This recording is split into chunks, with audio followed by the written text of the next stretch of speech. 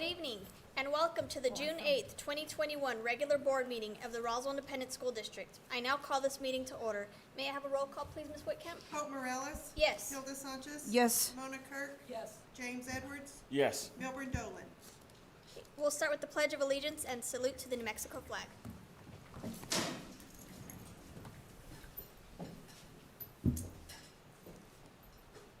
I pledge allegiance to the flag of the United States of America and to the republic for which it stands, one nation, under God, indivisible, with liberty and justice for all. I salute the flag of the state of New Mexico, which is a symbol of perfect friendship among united cultures.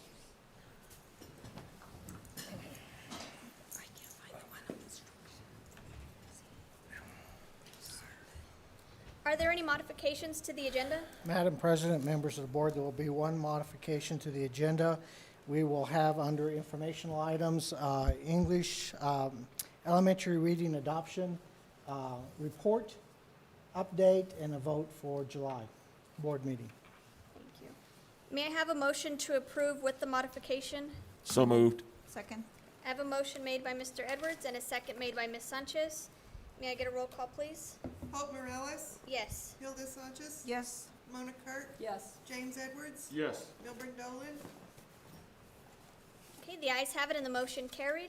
Tonight we're going to begin with recognitions. Madam President, members of the board, we have several recognitions tonight, all very deserved by all.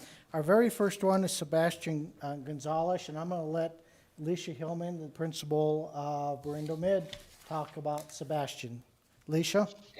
Good evening. Can you all hear me? Yes, ma'am. Hello, members of the board and Superintendent Gottlieb. I'm thrilled to announce that Sebastian Gonzalez is in the top 10 of students in the state of New Mexico for reading lessons with an 80% or higher comprehension. This year, there were 9,000 New Mexico students active in Reading Plus, and he's read 167 reading lessons with 80% or higher comprehension, along with completing 259 reading lessons overall. He is the only middle school student in Roswell that finished in the top 10. There were 520 Berendo Middle School students participated in Reading Plus this school year. They read over 14,000 reading selections, totaling over 16 million words, and answered 140,000 comprehension questions with 84% accuracy. Mr. Gutierrez ran this program for us this year, and he and Miss Manaman are running a summer reading program so that the kids can continue to do this excellent work in Reading Plus. Awesome. Excellent. Thank you, Ms. Hillman. Congratulations to Sebastian and his family and parents and Mr. Gutierrez for leading the program. That's a lot of great data. Thank you. Thank you, Alicia. Appreciate it. Please let them know our appreciation. The next one is the district security guards and LJ. I want to talk to you a little bit about our security guards. They have been there for us. This is part of the group, but my very last part of my update, I want to talk about this, but you don't hear much about our security guards. They're there to help our staff, our students. John Elizondo, when he stopped by to see me before he turned in his keys for retirement, we hugged each other, and I said, John, you don't know how many people that you've changed their life in a positive way, be it a staff or talking to kids, getting attitudes changed and those things. And it's kind of like those unsung heroes. I look at so many of our staff that you don't see every day, you don't hear anything about, and they're there for our kids, our staff, make our place safer every day. LJ, you know, has been working real hard right along with the security guards. He's really got navigation 360 up. He's making our place a safer place, and he's always there when we need him. So it's just one of those things to say thank you to our security guards and to LJ for everything you do, for all the unsung things that people don't see every day unless you're in the buildings. District IT, that's another group of ladies and gentlemen that you don't hear about, but you complain when it doesn't work. And they do get plenty of that when you have over 15,000 computers and you have servers and all the other things within the school district. We're going to talk about them a little bit more, have a little bit more of a report on them. But this is a thank you to all IT staff and everything that they do. And I want to pick on one person because I've known this person for such a long time, Connie. If you ever go watch Connie, she processed well over 10,000 computers this year by herself. And it's amazing to watch her work and get those computers ready for our kids. Wonderful lady. We appreciate everything that they do. So just a big thank you to the IT. Luke, I don't know about you though, son. I'm just sorry. So you being in for Royce today, you have that argument with Royce, but thank you. I appreciate it, Luke, very much. Jennifer, are you online? Yes, sir. All right. Did you want to talk about the instruction team? Yes, sir. Do you want me to talk about our accomplishments this year? No, that will be the second part, just the acknowledgement of your team. Okay. So yes, this year has just been an incredible year for us, and I am so proud of each and every one of them and the numerous hours that they've put in their various departments. I mean, they've gone above and beyond with just consistent 10-hour days, whether we were having to work from home or whether we were here in the office. And the things that we've accomplished throughout the year have just been incredible given the circumstances. So I'm very thankful to have a hardworking, dedicated, and very knowledgeable instructional team. We are blessed in this district to have them. A little comment that was said by one of our principals, and I can't remember if it was Superintendent Luck or Principal Mr. Carrasco, but they said that I was working on my 4th update to my school safety plan and back to school plan. It has been one of those years where plans were rewritten and rewritten and rewritten, and the instructional team was right there to help us through those steps. So Jennifer and your team, thank you. Here's another large group of men and women, and Coach Cooper. He's always going to be Coach Cooper. I'm sorry. For all the years I've known him, it was always Coach Cooper. So they work very hard. They bring a different aspect of education to our school district. They bring teamwork. They bring membership. They bring where kids can belong to something positive. They bring aspirations, coaches of all types and activities like Key Club, dance, band, choir. All these groups bring into kids a different prospect of what's going on. All those coaches and activities people work very hard, long hours, to make a difference in kids' life. And you know, with some of our kids, they wouldn't be in school if we didn't have those things. It's that important to those kids. And along with that, they have to keep the grades up to be there. So it's a great thing to have. Coach Cooper, I know you've had a very difficult year. Put a lot of work on you and a lot of pressure, particularly at this last part, getting all the team things done and taken care of. Now, as we're in the last push, keep our kids safe in these warm temperatures. So pretty difficult in running our track meets in the 100+ temperatures. So thank you, coaches, activities, and Coach Cooper. Ralph, you want to talk about the human resource team? Yes, sir. Madam President, members of the board, Superintendent Gottlieb, I just want to say, just like Mrs. Cole had mentioned, that COVID-19 has forced a lot of us to do a lot more that we're not used to doing, and the HR department has went above and beyond, making sure that everything continued to run smooth throughout the district, whether it was surveillance testing or whether it was the vaccination. So I just can't say enough good things about them. I would like to extend what Mr. Gottlieb said about Coach Cooper and the coaches. They were able to bring a lot of sanity to a lot of these students, and that's much appreciated. The activities helped my daughters be able to get through the pandemic, and I just wanted to thank them personally for that. All right. Thanks, Ralph. I sure appreciate it. Any comments from the board on these individuals? I just want to say congratulations to all. All of them are well deserving. Every single group has worked above and beyond. Thank you for your dedication to Roswell Independent School District. Thank you. And I know for me it was really important because I think our leadership team has done a great job in really recognizing their team. But this month I really wanted to help shout out those specific leaders, Jennifer Cole, Britt Cooper, Medea Trujillo. You all have really become huge advocates this year for our staff and students, so I wanted to make sure to honor you, so thank you all. And if you're online, if you could put your phone on mute, please, because it's getting a little bit of kickback. We will now have inquiries and general comments. Ms. Whitcamp, has anyone requested to speak? No, ma'am. Alrighty, next we have informational items. Madam President, members of the board, we do have some informational items. We have information that Ms. Cole started on from the instructional department. Jennifer, do you have that paperwork in front of you? Your accomplishments? Yes, sir, and I also just emailed it to you because it's quite lengthy. It's about 5 full pages. Now, but don't put me to sleep. I won't do that to you all, but I just asked the team to send me a list of things that, to highlight what they've been able to accomplish this year. And so, we've continued to expand our community partnerships with CTE. In fact, we have some meetings with industry coming up on the 14th and 15th of June with our industry and with our college. We're still providing support to students who have substance abuse issues, and we're doing liaison work with students who have been incarcerated.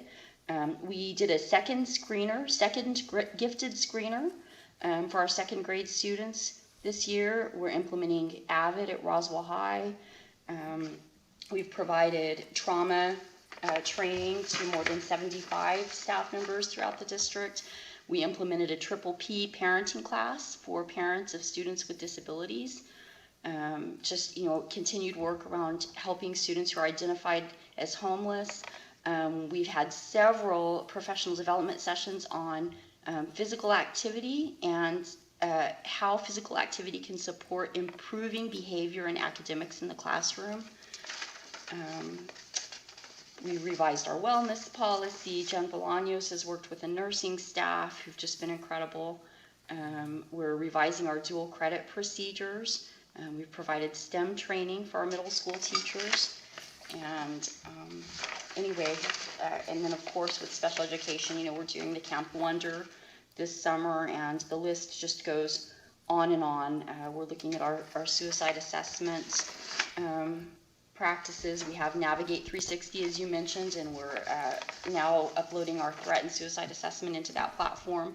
So just lots of work has happened in spite of all of the work, dealing with the instruction during the pandemic. So I'm just really proud of the team. They've worked so hard and done just a great job. And Jennifer, I would recommend that you send that to the board so the board can Yes, sir. see all the different things. Literally, it's more than 5 pages of things that you guys have accomplished. So if you don't mind doing that, I'd greatly appreciate that. Yes, sir. We have the attachment, but I don't think it's as lengthy as what you're indicating. Correct. And of course, that continues to change as we're going along. One of the things that Jennifer's worked real hard on is expanding our EL program. We've added several EL teachers to our program. We have expanded the curriculum, the money to find the curriculum, expand that as much as we possibly can. She's working with Mountain View to get another EL program back up in line for Mountain View, and the curriculum that goes with it, which is very expensive unto itself. But we've put quite a bit of money into that, and we're trying to expand those services for our kiddos, particularly if we happen to get any of these kiddos that are coming to us, that we're prepared and have as many teachers as possible as we move forward. I have the IT list. I'm going to quickly go over the IT list. Roy's out this week. We had many big accomplishments and some real struggles at the beginning of the year. And I put a lot of pressure on Royce and his staff, particularly poor Harold. Poor Harold just hated to watch me come in the room. But Harold and I, we can joke about it now, but I put Harold through a lot, Harold and Lucy.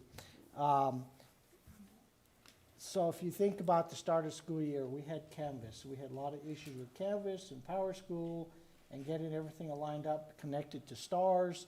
and connected to the state. Took quite a bit of work, but we now have online enrollment for our parents. That's going to take a few years for people to get used to, but you can actually do it from anything. That'd be a phone, a tablet, a computer, and you can enroll your kiddo online and then send the attachments, or they can make an appointment and have you come to school with all the necessary paperwork. But you can do that all online, and that took quite a bit of work between the team. And it's not just Lucia Harrell, but you got Brian Yates, Chris McDonald, Jennifer Bolaños is in the mix, and she's not in IT. She comes from the instruction office. A lot of the departments have to work together. All the student information has now been moved to the cloud, so we're protected a lot more. We're not on the servers like we were in the past, where you could be hacked into and you were lost. So we migrated all that information. Canvas is going to continue to be a bigger operating system for the state, including teacher evaluations and, hold on to your seats, principal evaluations may go to online Canvas within the next couple of years. Quite a bit of work. We got Zoom up and running. Those things are not going to go away.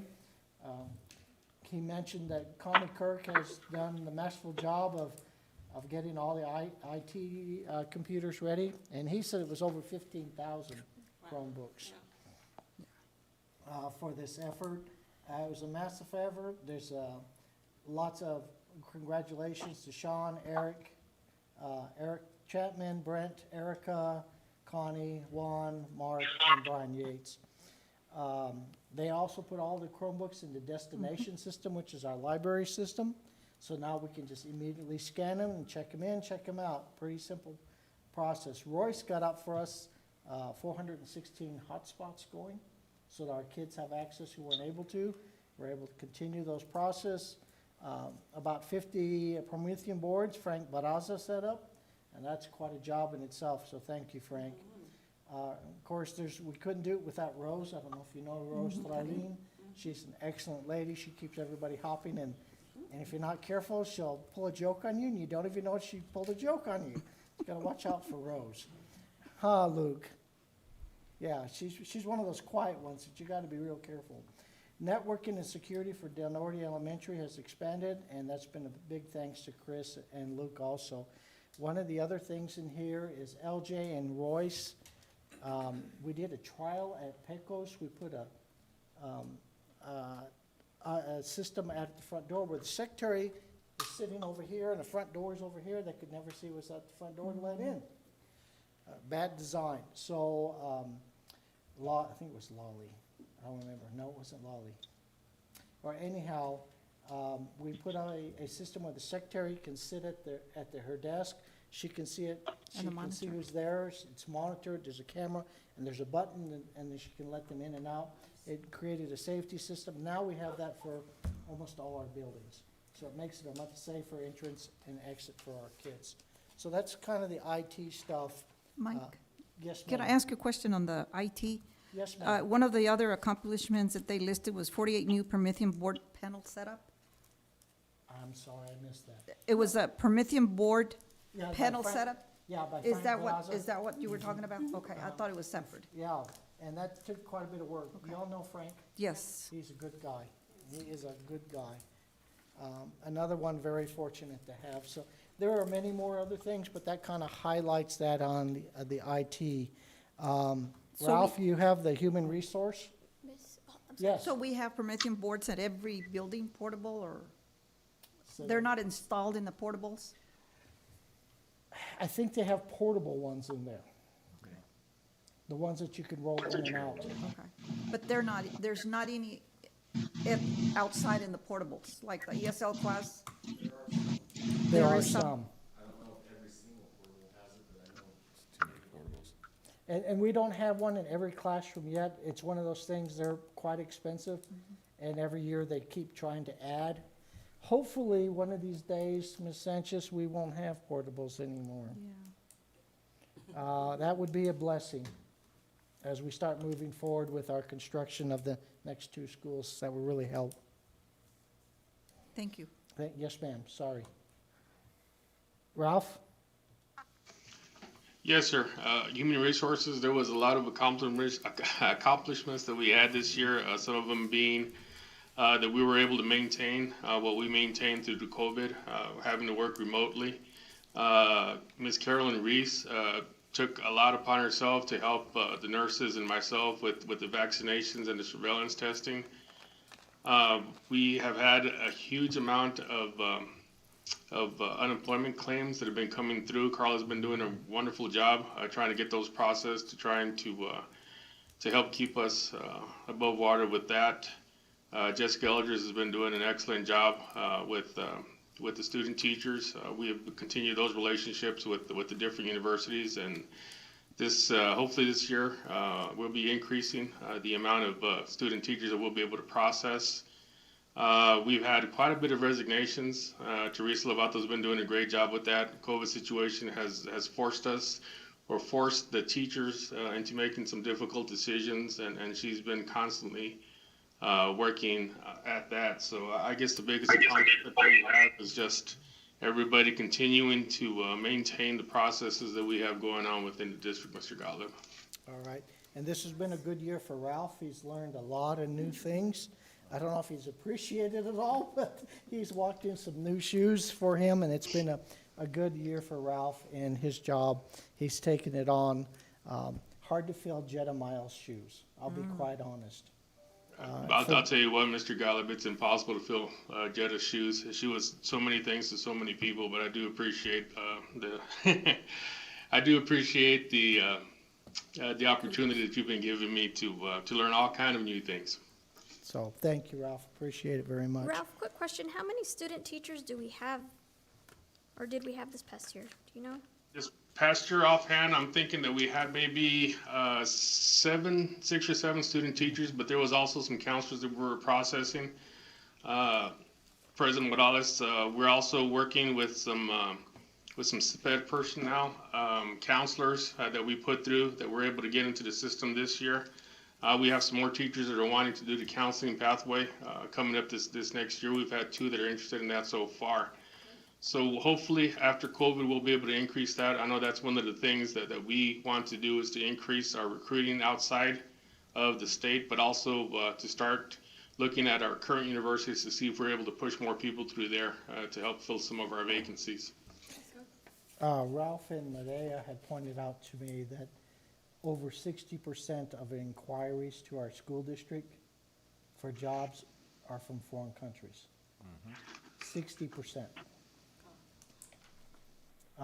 And you know that number that is limited to what we can take in an additional cost. So it's a battle that the entire nation is facing, and teacher shortages everywhere. Ms. Morales asked us to look in for that information and bring that up, and I don't know if we got that to you, Ms. Morales, or not, but it's 60%. Wow. Gee.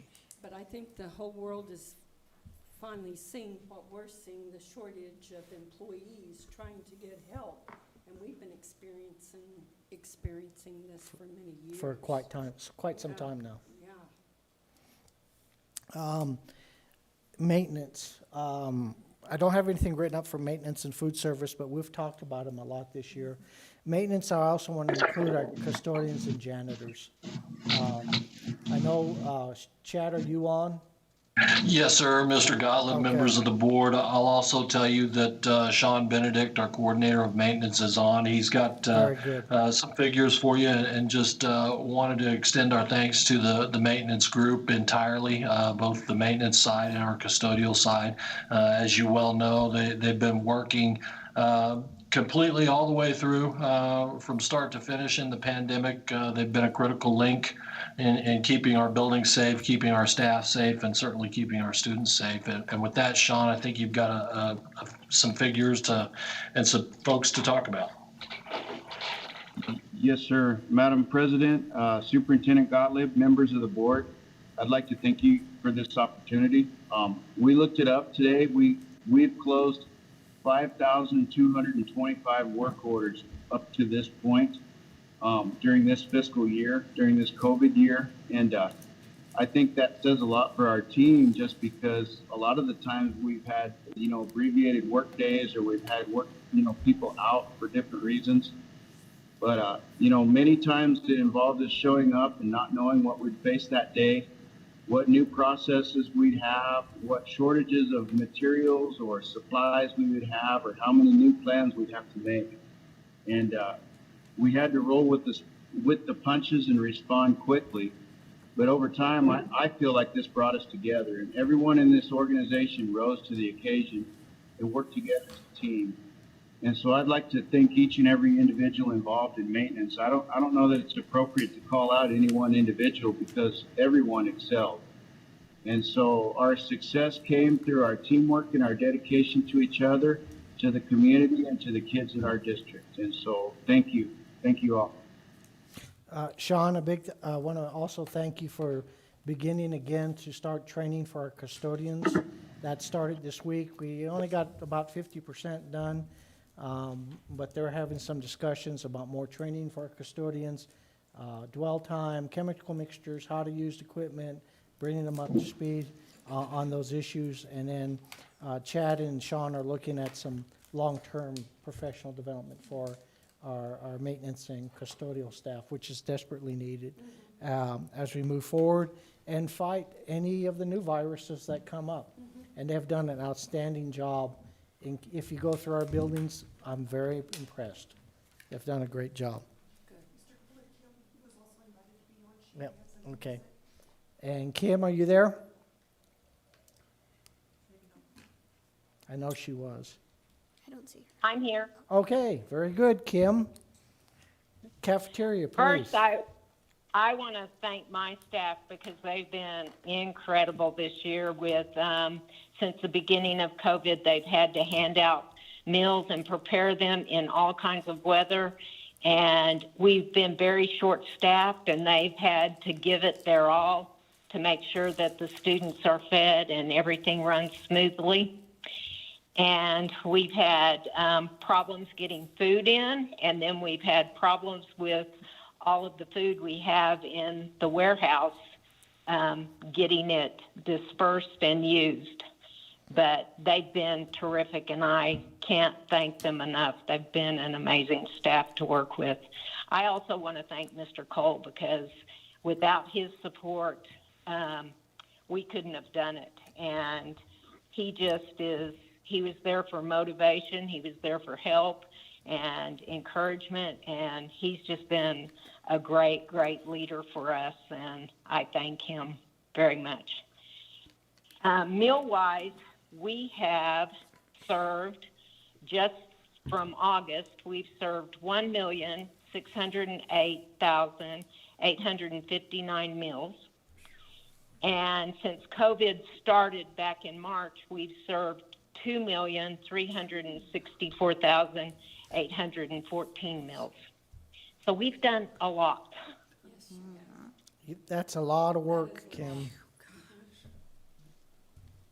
So that makes you And if I could just chime in, certainly we knocked it out of the park in bringing Ms. Meeks over to the district as our food services director.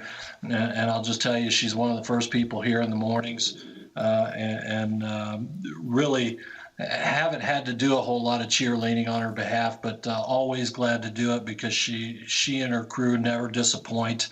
And again, much like the maintenance and custodial group, they've been working this thing and finding solutions to random problems that have cropped up like everybody else, but from the start. And so just another thank you to Ms. Kim Meeks and her food service staff.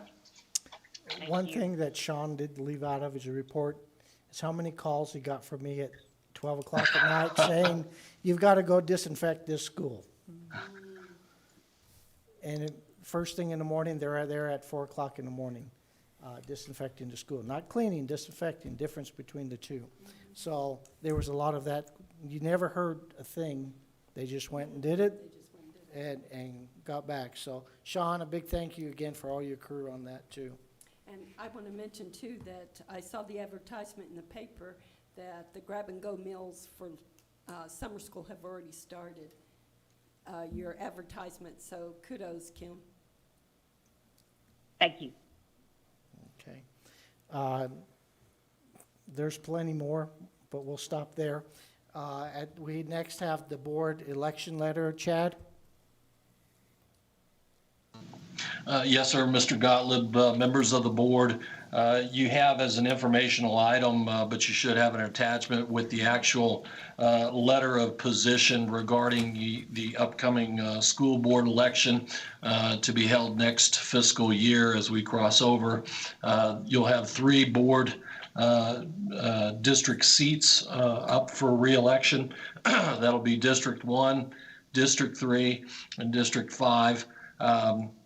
The letter that you have before you here tonight will be submitted to the county clerk's office after June 5th as required by law.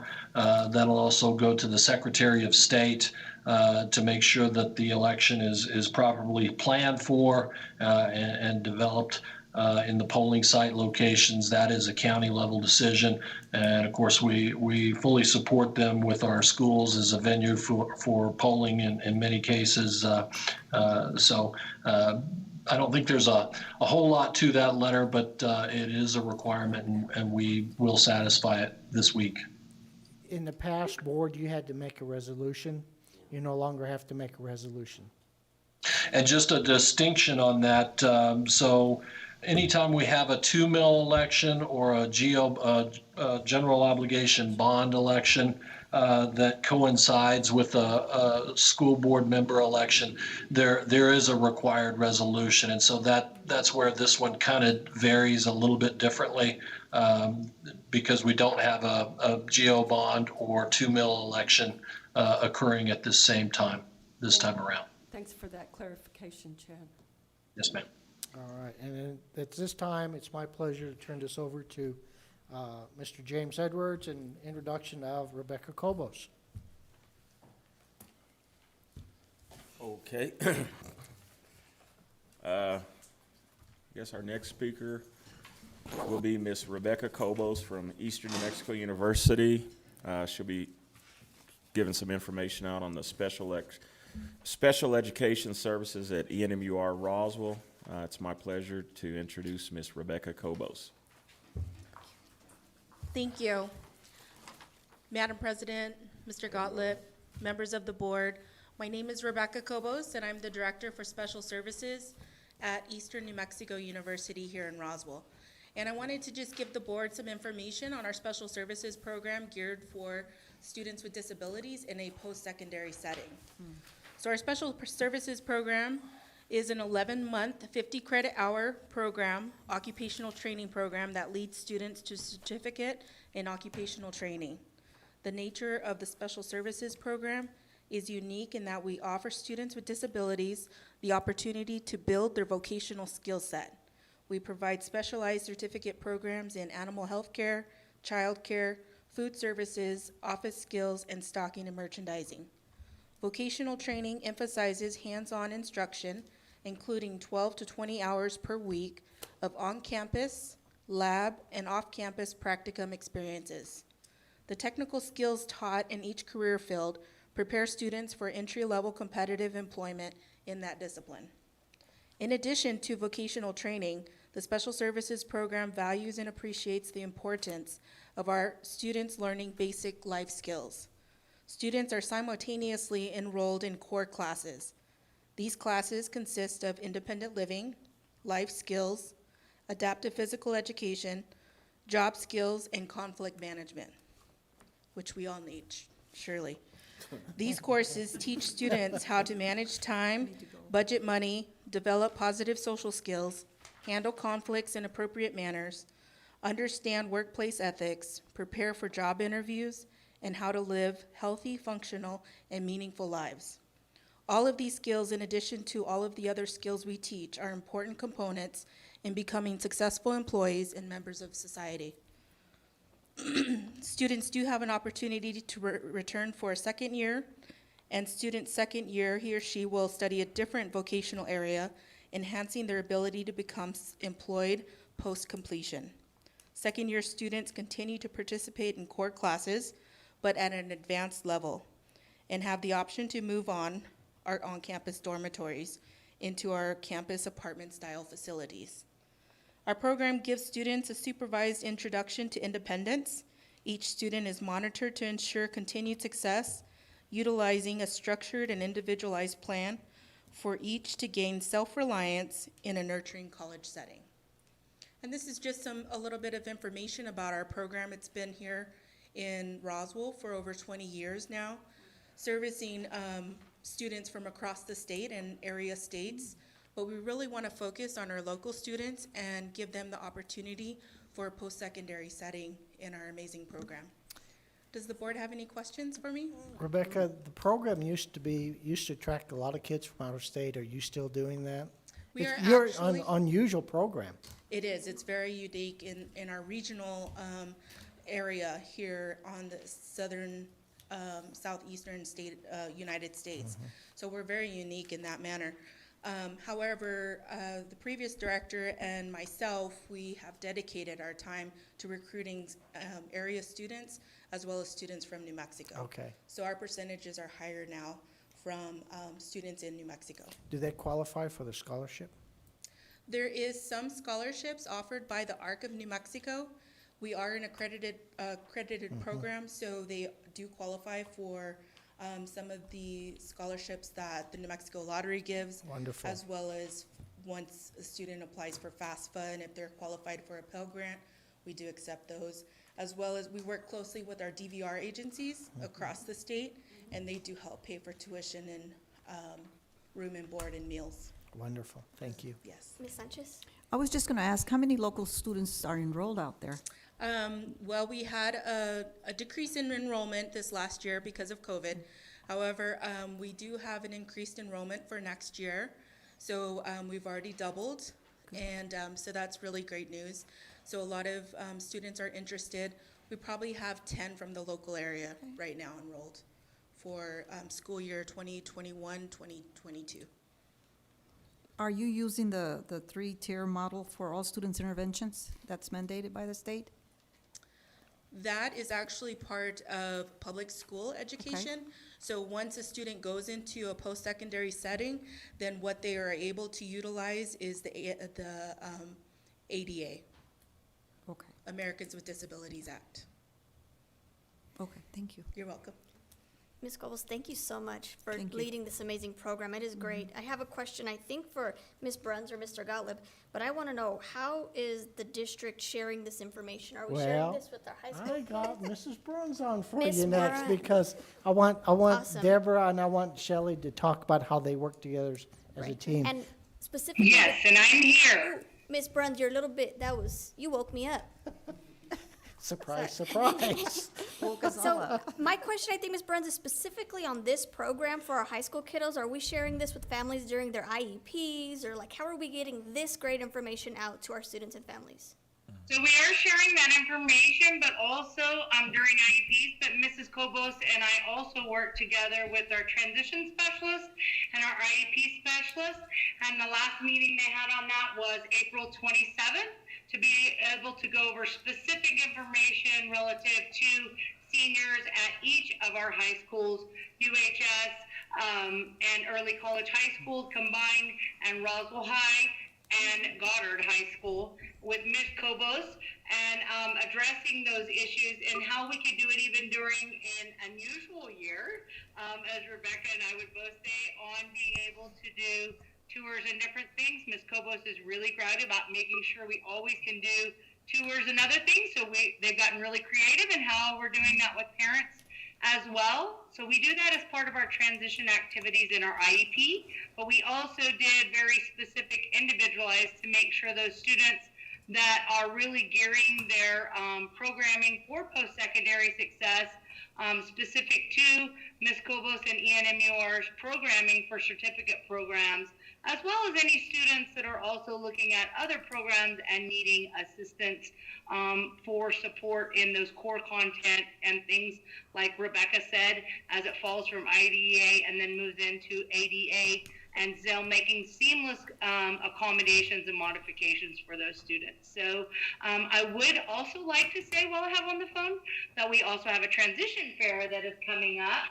and that is January 17th, which of course, Ms. Kobos and ENMUR are also doing with us and our students, and so we've sent out flyers to our middle school and high Miss school Bruns? students to do some mitigated efforts on community agencies. And Ms. Shelley, Kobos, Shelley, also Shelley, was the first in line to Miss Shelley, do Bruns, Shelley. great things for ENMUR. Miss Bruns, can you hear us? Yes.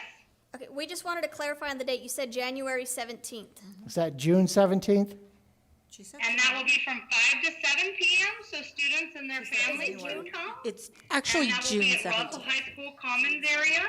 And so we'll have a lot of the agencies like ENMUR Special Services and DVR, which Ms. Kobos also addressed, Workforce Solutions, Leprino, City of Roswell, and they'll come and meet local employers and discover community agencies available to the students and then be able to enroll in some of those community services. So that's just one of the things. Like today, Ms. Kobos and myself sit on a community group called Supported Employment for Local Leaders to be able to make sure we can give all of those avenues of access for kids inside of high school as well as in adulthood as they move on to post-secondary success. So I appreciate her collaboration with me at all times on that. And she has been a great asset to ENMU Special Services, and it is a phenomenal program. There's only 2 in the country like it, and we were the first ones to start out there, weren't you, Rebecca? Yes, thank you, Shelley. I have a couple of questions. So the students are able to receive 50 credit hours? Yes, ma'am. It's actually 50 credit hours. They take 20 in the fall, 20 in the spring, and then they take 10 in the summer. Wow. So they can graduate with A certification. With a certification, yes, Okay. ma'am. And they live independently out at the. They actually live in our dorms, which is contracted through Sierra Vista Village, and they're able to reside in one of the dorms with a roommate and live independently. We go in and we do room inspections.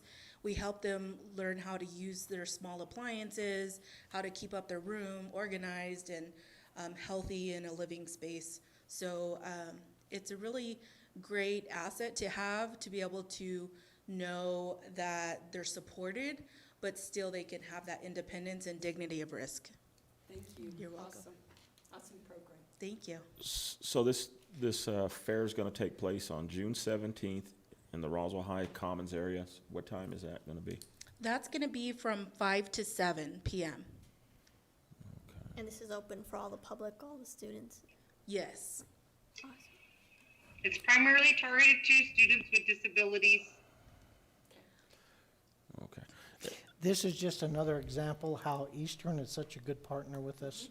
They have just, since Sean has come aboard, I'm gonna just tell you, that Eastern has become a wonderful, wonderful partner with the school district, and what they do to help us with, now we have the gear grant, we have several other grants working with Eastern, so it's been a big help. So Rebecca, thank you very much You're for all of welcome. that. Thank you. And Thank I you, always Rebecca. remember Mrs. Green, Yep. Linda, when she first started up the Yes. program. I did not have the pleasure to meet her, but I- I've heard so much about her. Yeah, she was a wonderful lady, absolutely wonderful. So it's a great memory. It's a great thing to honor her with this program because she was so adamant about it and the need was so there. And it's grown, and we're continuing to grow. So we would love to have more participants and more students on board. So we actually get more students by word of mouth. It's been actually really a blessing this last year that we've doubled in student size. So, and we haven't been able to recruit because all the schools have been closed. So it's definitely been a blessing, and we know that word is getting out there that our program is successful. Rebecca, can you make sure that we stay updated, like with important dates, like enrollment dates? It needs to happen by this day or whatever, so that we're aware and then we can help spread it within our personal networks. Yes, ma'am, absolutely. Thank you so much. On the website. Good idea. Thank you so much, Ms. Kobos. Thank you. Yes, ma'am. Appreciate Thank Rebecca. you. Thank you, Ms. Bruns. Thank you, guys. Thank you, Ms. Kobos. Thank you. Oh, you don't have to stay No, for the whole we meeting. added the You'll be here curriculum. till Right. We have the curriculum piece now. Carla and Jennifer I would like to move to the English Language Arts curriculum. It will bring to the board July 1st, July 8th, the second Tuesday in July. The next, the July meeting for full adoption. They've done a lot of work in a very short period of time. July 6th, thank you. And they've narrowed it down to 2 groups, and I'll leave it up to Ms. Cole and Ms. Steinhout to talk about that. Jennifer? Yes, sir, thank you. I'm going to turn it over to Carla to go ahead and talk about the process that she's been through the past couple of weeks with our teachers. So Mrs. Steinhardt? Good evening, Superintendent Gottlieb, Madam President, and members of the board. I'm pleased to give you this update. I was so hopeful that we would come with a clear-cut decision so that we could have materials on the ground, we could have everything ready to roll for the fall semester. But unfortunately, that's not the place that we find ourselves at this evening. But I wanted to give you an update of how thoughtful our adoption committee is being. 1 year ago, I did ask the board, you approved the purchase of a foundational skills program in grades K through 3. Well, that program does address all the foundational skills and many of the speaking and listening and language standards that our students have, but that leaves all of the rest of the standards in reading literature and reading information unaddressed by a current high-quality instructional materials program. So towards the end of April, we began reviewing 5 different ELA programs that are highly rated on Ed Reports for being high-quality materials. And we've been through publisher presentations, and Miss Abby Smith and I spent quite a bit of the day on Friday and the weekend re-looking at the results of the rubrics that were submitted at the end of the last publisher presentation. And I just kind of like to share with you why we don't have a decision to come forward with you today. We did have a marginal winner with the program Core Knowledge Language Arts. We had overall, we had 25 people on the committee that scored CKLA in either first or second place. And the second contender is the Into Reading with 20 people scoring Into Reading in either first or second place. So that's only a margin of 5 people. Then we had, I like to look at the data and the results from multiple levels, and so I looked at it by grade level. So across the district, which grade levels preferred one program over the other. And so we had CKLA with 5 grade levels placing CKLA in either first or second place, and 4 grade levels putting Into Reading in either first or second place. So the reason that equals 9 is because in some cases CKLA or Into Reading was both first and second choice. Then interestingly, whenever you look at how it breaks apart by school, we have 8 elementaries that have CKLA in first or second place, and 5 elementaries who have Into Reading in either first or second place. This is such a huge, huge decision for our district to have and to put before us. And it's not something that we need to rush the decision. So we were hopeful that we could have a clear-cut decision so that we could move forward with ordering materials and getting our professional development and our curriculum guides aligned over the summer. But it's too big. We've got to have more people at the table that are in alignment with the choice, because our implementation efforts really depend on it. So with that, I also wanted to say, after the results were so close, I did go back to the team today with an urgent response vote with evidence of what they would choose for their first and why based on just those 2 programs. 57% of 47, okay, so I had 47 people that responded. 57% chose CKLA, 34% chose into reading, and 9% weren't scored either because they didn't attend both or didn't give their evidence and their reasons why. So we have not had a high quality core program since Reading Street 2011, which is not a highly rated program as of today. So I just really feel like we need to go back to the table and really do some additional studies that may make the program and professional development a little later on the ground, but that is the best scenario I have to present to you today. Board questions? Go ahead, Ms. Curtis. I just want to say, Ms. Steinhardt, thank you. I know how difficult it is leading the team through this, and the choices are people get passionate about what they want to teach and how they want to teach it. So I totally commend you for the work you've done and your team. Thank you. Ms. Steinhardt, I have just a couple of questions. What grade levels is this curriculum going to be used for? K through 5. Okay, so the curriculum we approved last year was for K through 2, so this will be an additional curriculum for those grade levels? So the curriculum last year addressed only the foundational skills. I think Mr. Gottlieb fondly referred to it as the phonics program. So it was just the foundational pieces. It didn't have the other core component, and it was for K through 3. Gotcha. Are curriculums normally separated like that to either do phonics or content? No, but we didn't have anything on the ground, and our legislation now requires us to have those particular components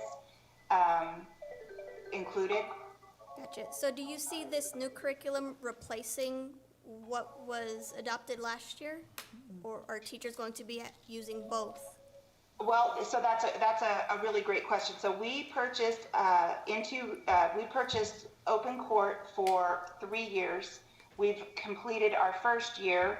We have an additional replacement cost for all of the consumable pieces. We do have the online piece for Open Court available for the next 2 years. What the committee really felt was very important is that we would have the ability to scale a core program that has everything that follows the science of reading. If we had to wait, they all have different philosophies and approaches to the foundational piece. Into Reading has it built in. CKLA has a separate skills component. So there is a bit of a trend to kind of keep that as a separate component of the day so that everything is specifically and strategically taught. Thank you. And the 25 people serving on the committee, are those just teacher representatives from every school selected by their principal, or who are our committee members? So we actually had closer to 50 people on the committee. Some of the principals were in and out. They were teacher representatives from both primary and upper grades, and including someone with the MLSS lens. So that could be a special education teacher. And this is by site, by school. So we had a very large number of people. Some today, we had 47 people that responded today, but I also received phone calls and emails from people who decided not to put their name in the hat for this particular call today because A, they would not be using the program, or B, they didn't feel like they had attended all of the sessions, so they didn't respond. Gotcha. And just for my last understanding, Ms. Steinhardt, what are our next steps on this? Are you all going to start over with the process, work more with these two groups and the same committee, or what are we doing next? So in my mind, we've already found we've done a lot of groundwork over the last 2 months to get to this point. I would like to invite the two top performers on back to the table and without the other 3. So we were originally reviewing 5 different programs, and so bring the top 2 back to the table with the same committee and do a little bit deeper learning with both programs and see if we can't at least erase some of the line that has been drawn in the sand. Thank you, Ms. Steinhardt. And my last question or comment, is it a possibility to give both of these curriculum companies some of our student data related to their reading achievement so that they can help present to us based on our needs and gaps, like how their curriculum could really be used to target those areas? That's a very interesting question. I had never thought about doing that. But it's certainly that's a very interesting idea. I would like to think through that a little more. Well, thank you so much, Ms. Steinhardt, and please thank everybody helping on the committee as well. Thank you. And Ms. the open court is used all across the district for all elementaries? Yes. This is one of the things I want to suggest to the board is don't ever split a elementary curriculum. Don't let some schools check one and the other one, because our kids move around so much. We have all those issues. You'll get lost within the stream, and that we need to stay consistently the same. And I will tell you, this is not unusual to have two elementary principals sitting right there, having a split between a vote. And I know that Carla and Jennifer are going to be looking at the EL services, how much it provides, how much support do they get, how much training they get, how much for special ed, what do they have for special ed. Those are the kind of real particulars we want to look at. It would be interesting, Carla and Jennifer, to look at what can they do to help provide a core aligned, well, supposedly they're core aligned to state standards. It'd be interesting to see how they're core aligned, like to improve third grade reading. Yeah, and also, and I'm sure Jennifer can jump in and support this, but that's after the team makes their selection, then that's what we have asked for in the past, is then to come in and do professional development with our teachers on those specific areas that are our deficit areas. So the PD, because once we adopt, the PD continues. And Carla, I don't know what they've offered, but I'm sure it's at least 1 year long, correct? 3 or 4 professional developments throughout the year? So you're just so spot on, because one of the things that I believe is super important is the ongoing professional development to help with implementation and to help teachers with the lift alongside the program and the materials that they are using. So I actually have, that's one of the things that we're planning with Circle to help support with, so that we can have beyond just the orientation, and we could have deep implementation partnerships with whichever program is selected. Thank you. Thank you, Ms. Steinhardt. Thank you. Okay, we're going to move on to approval of the minutes. Madam President, members of the board, I recommend approval of the minutes of special meeting May 4th, 2021, regular meeting of May 11th, 2021, and special meeting of May 14th, 2021. Are there any modifications for our minutes? Ms. Sanchez? Yes, modifications to the May 14th board retreat meeting. The removal of 2 items, evaluation of superintendent hiring process was not part of the training. We didn't get to it, and equity-minded leadership. Ms. Kirk? And then on May 11th, 2021, page 7 of 8, it says Ms. Kirk gave a shout out to all, and then it stops. So if you will implement the RISD staff, students, and parents for surviving a very difficult year. Okay. I believe was the rest of my statement. Thank you. And I believe, Mr. Gottlieb, that regular meeting, we need to upload it online. That's not posted yet. Okay. Any other questions on minutes? Okay. So may I have a motion to approve with modifications for the regular board meeting on page 7 to add language to all RISD staff, students, and parents for surviving the year. Okay. And for the special meeting, the removal of 2 items, the evaluation of the superintendent hiring process and equity-minded leadership. May I have a motion? So moved. May I have Second. Thank you. Okay, I'm gonna go with Mr. Edwards for the motion and a second by Ms. Kirk. That sounds good. May I get a roll call? Hope Morales, Yes. Hilda Sanchez, Yes. Rhonda Kirk, Yes. James Edwards, Yes. Milburn Dolan. The ayes have it and the motion carried. The consent agenda is now up. Madam President, members of the board, I recommend approval of the consent agenda, approval of the May bills, authorized June bills, and approval of the June bars. Is there any discussion? I'm ready. May I have a motion? So moved. Second. Thank you. I have a motion made by Ms. Kirk and a second made by Ms. Sanchez. May I get a roll call, please? Hope Morales, Yes. Hilda Sanchez, Yes. Rhonda Kirk, Yes. James Edwards, Yes. Milburn Dolan. The ayes have it and the motion carried.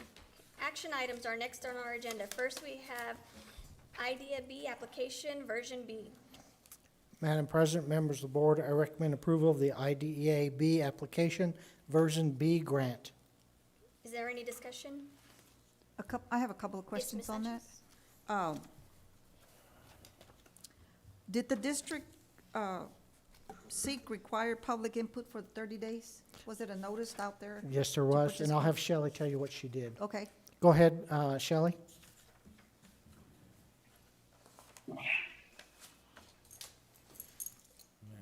I know she's having some trouble with her phone. We did have, in case she Can can't, you say the question one more time? I'm sorry. how did you publicize for the public to participate in the IDEA B grant application? So we always do a newspaper article in the paper and run it a couple of times, but we also send out a flyer through our specialists and our case managers to the schools. And we did have a really great turnout. We had 7 families come in person. Wow. One family had requested to come remotely, but was not able to attend. But we did have 7 families come. And I would like to say one thing. The one thing that I appreciated is that they gave really good input, as you'll see tonight with our application. But also, the incredible thing is they couldn't stop saying enough great things about our teachers and our principals and their communication this year for them and their families. So I did want to say that because that was an outstanding comment made over the evening, and how much they appreciated all the services and staff working hard. So. Thank you. What we did have is we had several rooms separated out where we could have a max of 5 in a room. And so we had several areas located where we could break it up. As we did the same thing for the Title I and Title IV. Yes, and we did that to help the families so that they could come and be able to get all of that and work together. And under the Sidney Gutierrez and Gateway, each school will have 10 students? Is that part of this? Say that again, Ms. Sanchez. I said, under the Sidney Gutierrez and the Gateway, each will have 10 students in their list? So that is, Ms. Hilda, that goes off of last year of what was served. Oh, those are kids And so served. our application has Okay. to go off of exactly what students were served at that school, as well as how many also had evaluations at each of those schools currently for those accredited schools. Does that answer your question? Yes, it does. Did they, when did they start admitting the students with disabilities? It's That's been a long time. Mhm. All of these are students with disabilities that they are providing services for, such as speech and other assistance over there, but yes. Sidney Gutierrez has several students, more obviously this year with the elementary and the secondary, but also those accredited private schools did have a few more numbers this year, but I will tell you that that is the exact numbers going off of the data of students who were also provided service for. We also do evaluations, and then there were several that we did evaluations for that did not qualify also, but we did provide those evaluations, and that is in compliance with IDEA regulations. Thank you. And does our district hire the teachers and the SPED AEAs that work there through our? I will tell you that at Sydney Gutierrez, they hire their own special education teachers, and I provide the ancillary staff, so any OT, PT, speech, social workers, and diagnosticians or sites to do evaluations through this grant is also provided.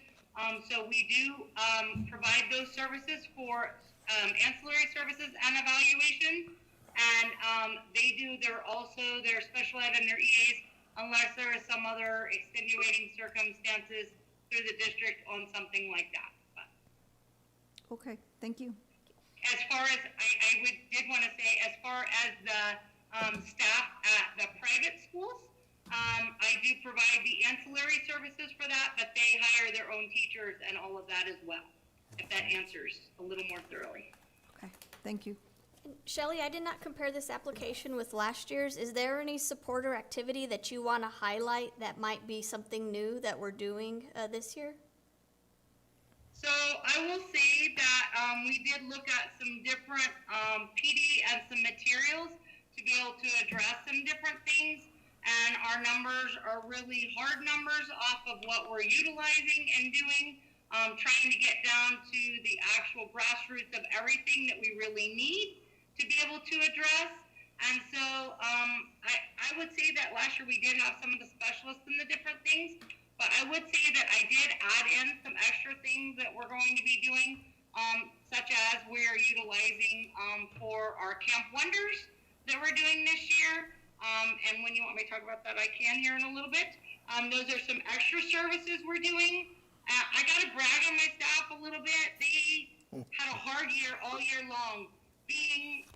All of my staff showed up to do in-person and virtual services all day, every day, from August on, and doing both of them simultaneously.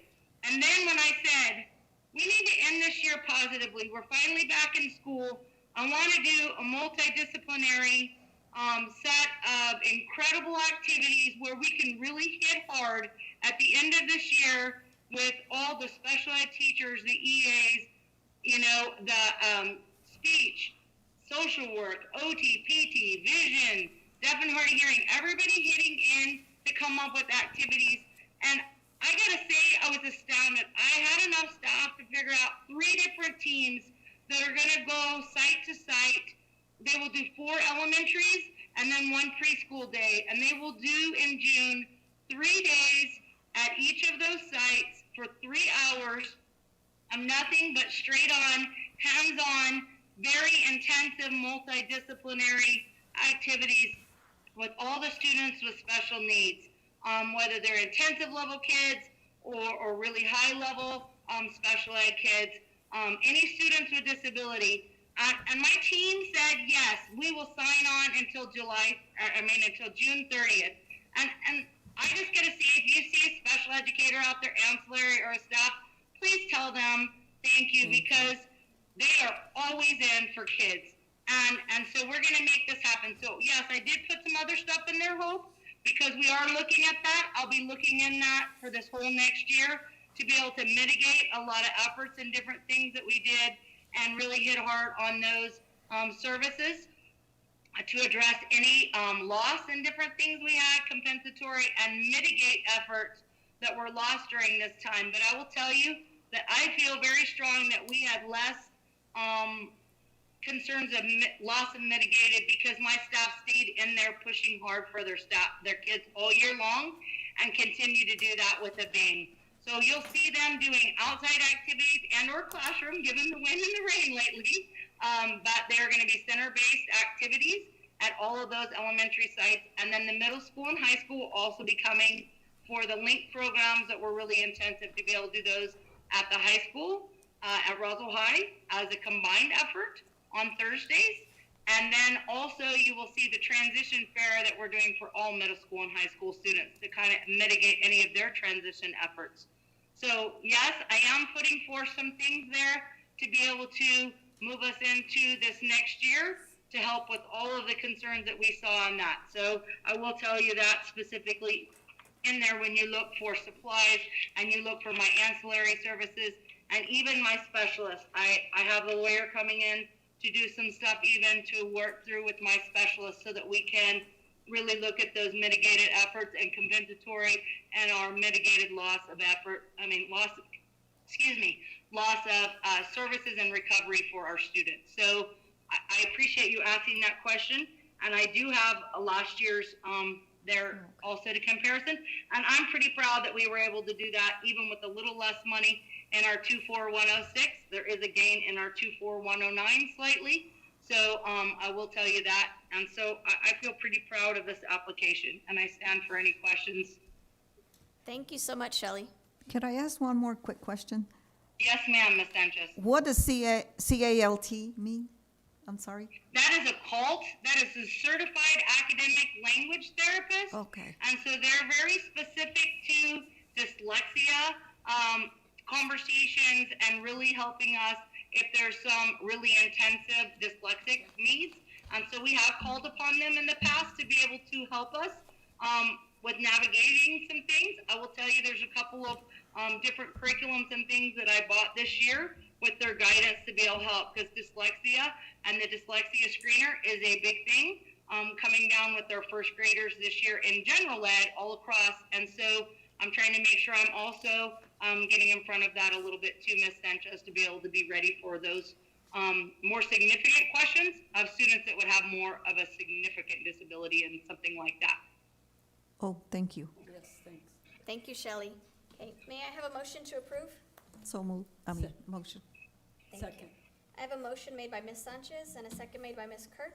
May I get a roll call? Hope Morales? Yes. Hilda Sanchez? Yes. Mona Kirk? Yes. James Edwards?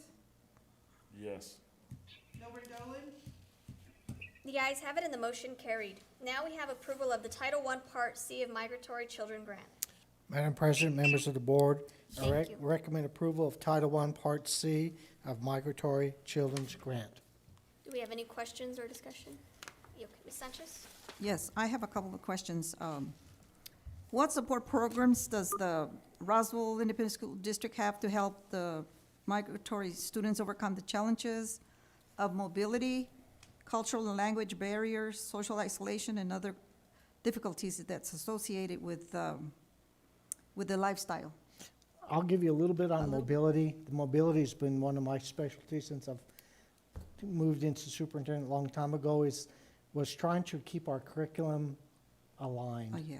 And our standards aligned and our PD aligned. If you remember a long time ago, our professional development was not aligned at all. And what was happening at Nancy Lopez may not be happening at Military Heights or Missouri Avenue, and our kids are really losing out. So the biggest thing that we can do for our kids is ensure the quality of instruction and the quality of PD. And it comes back to that very, it's already 10 years since we've done a language art adoption. If you think about it, it's supposed to be every 4 years. Yeah, I mean, that's terrible. it is. That's a crime in itself, that we were not afforded that ability. So keeping those things aligned is the most critical thing we can do for our kids. And I'm old-fashioned. I refer everything back, and I know it's early literacy skills, but I'm a phonics person.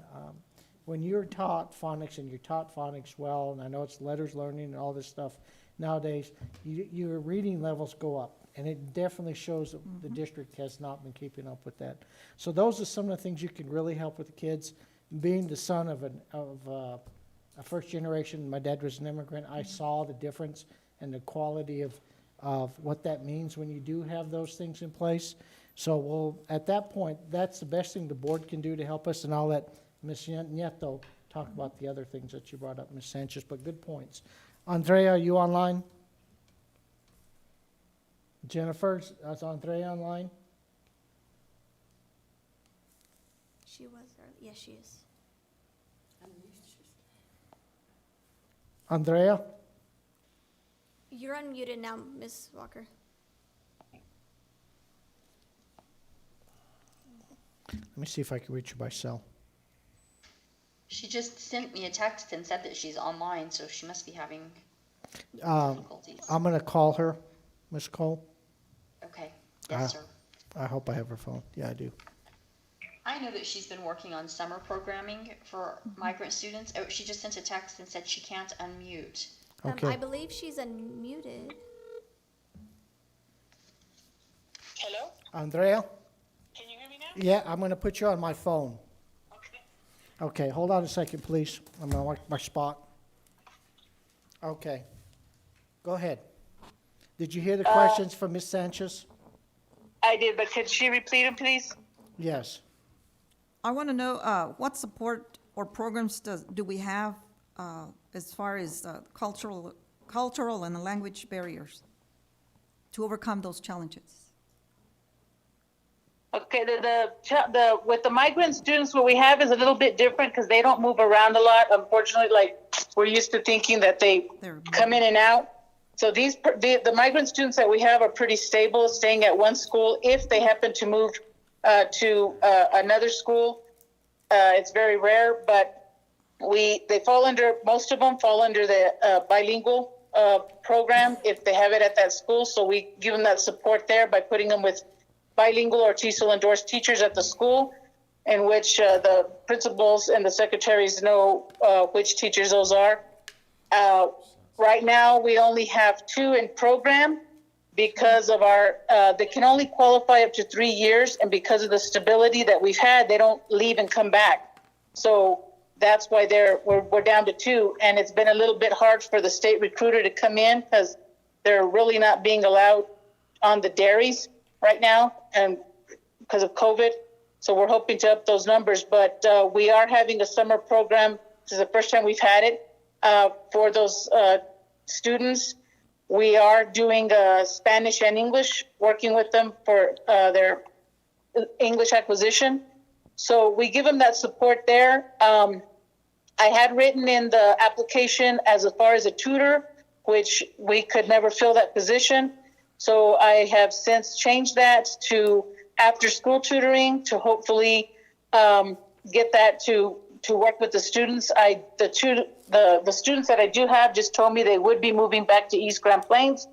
So we're working on building that program there too. So, and they're in the lower elementary. So we're hoping to support those students with the teachers that they have at those schools because they do have endorsed teachers there. Okay. How about transition to post-secondary education, or maybe into employment? Do we do any of that? Did you hear that question? Well, with that, if we have high school students, we pair them up with the camp. We have camp leaders that come from NMSU that come and talk about getting them into the programs at NMSU or any in Albuquerque. What is that? UNM, that they have programs there for them. Also with the high school, trying to get them out to visit the colleges, which was on the application last year, which unfortunately did not happen. So that's another thing, just to get them out there to see a campus, to get out there and visit and get that, spark that interest in them to want to go out there and take part of that. Okay. I do have one, who started a little bit. She got into the dual credit class. So she did very well there. So that was a little start, a little taste of post-secondary classes for her. Okay, thank you. Thank you. Other questions? No. May I have a motion to approve? So moved. May I have a second? Second. I have a motion made by Mr. Edwards and a second made by Ms. Kirk. May I get a roll call, please? Hope Morales? Yes. Hilda Sanchez? Yes. Donna Kirk? Yes. James Edwards? Yes. Milburn Dolan? The ayes have it and the motion carried. Next, we have approval of the FY22 Sidney Gutierrez Middle School, is it Sidney Gutierrez Schools operating budget? They still have the MS. It's still MS, okay. Yeah. SGMS operating budget. Thank you. I thought about that the other day too, but board members, Madam President, I recommend approval of school year 2021, 2022, 22-23 Sidney Gutierrez Middle School operational budget. And I know a presentation was sent to the board. It's attached in board book. Was anybody going to go over it, or was it just for our review? Maria? Yes, good evening, Madam President Morales, Superintendent Gottlieb, members of the board. I'll be presenting the budget for Sidney Gutierrez Middle School. Thank you. And board members, Superintendent Gottlieb, this is Chad Cole. Just to introduce, this is Maria Hernandez.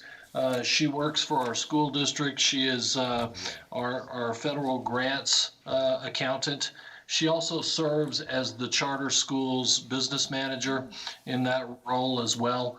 And she does an outstanding job, and she has presented this to the charter schools governing authority as well. And with that, take off, Maria. Thank you. Okay, if we can move to slide 2.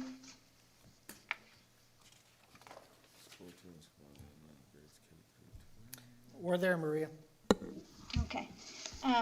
As we all know, Sidney Gutierrez Middle School is an authorized Roswell Independent School District charter. This year is our second year being comprised of 196 students, grades K through 8. Student enrollment continues to be selected by the lottery method. The lottery determines the students' enrollment and waiting lists. Sidney Gutierrez Middle School manages and controls the school's revenues, expenditures, and cash balance. Next slide. Having its own governing council, their school policies and internal policies are set by them corresponding to New Mexico statutes. Roswell Independent School District receives 2% of the charter's annual SEG revenue in order to cover the administrative cost of handling the school's revenues, receipts, and banking. This figure is determined by the current unit value. The amount this year will be $35,092.80. Sidney Gutierrez Middle School is also invoiced $20,000 annually for the opportunity to access current RISD bids, financial information, accounting, and other district-offered services.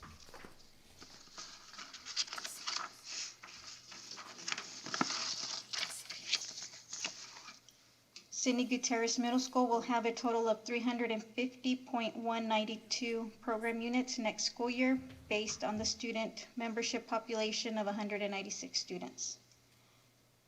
Sidney will be budgeting state equalization guarantee of $1,719,547.08.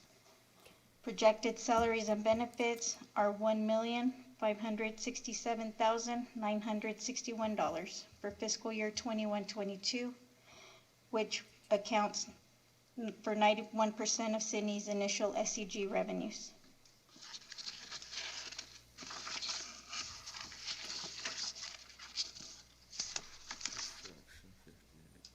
In the next slide, you could see the breakdown of the projected budget for 2021-22.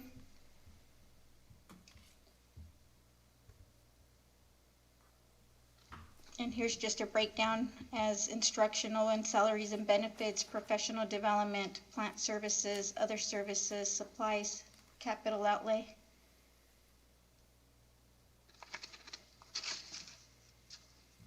And their total budget will be $2,509,613.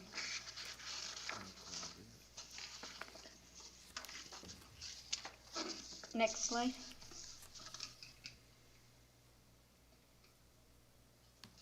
In the recap of the projected operational budget, salaries and benefits out of the total budget account for 62.48%. Insurance costs amount to 1.20% of the budget. The accounting fee is a 0.80% of the budget. Program cost, which is any cost related to the classroom, it's 12.92% of the budget. Our service contracts equal total 5.98% of the budget.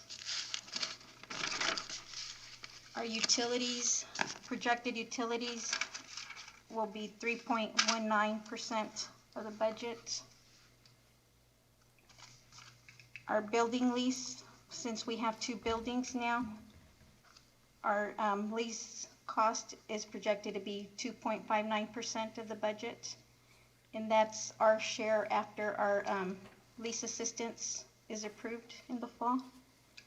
And all other costs, legal, maintenance, construction, total 10.86% of the budget.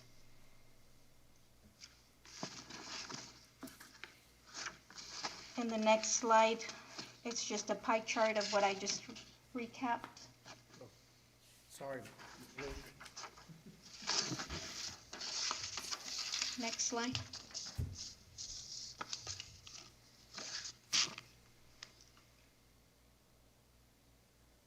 Besides our operational funds, we also have some smaller funds that also help with the school's expenditures.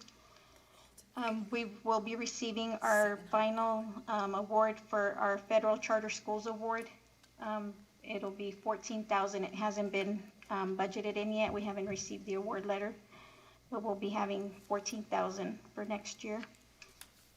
We have some funds remaining in the Challenge and Walton Foundation funds. Our GOB library allocation for next year is $5,312. That's for our library expenditures. In our private direct grants, we are carrying over $616. Our SB9 local fund, next year our allocation is $54,813. And our SB9 state match budget for next year is $8,625. So Sydney will be having a total of $2,581,214 for next coming year.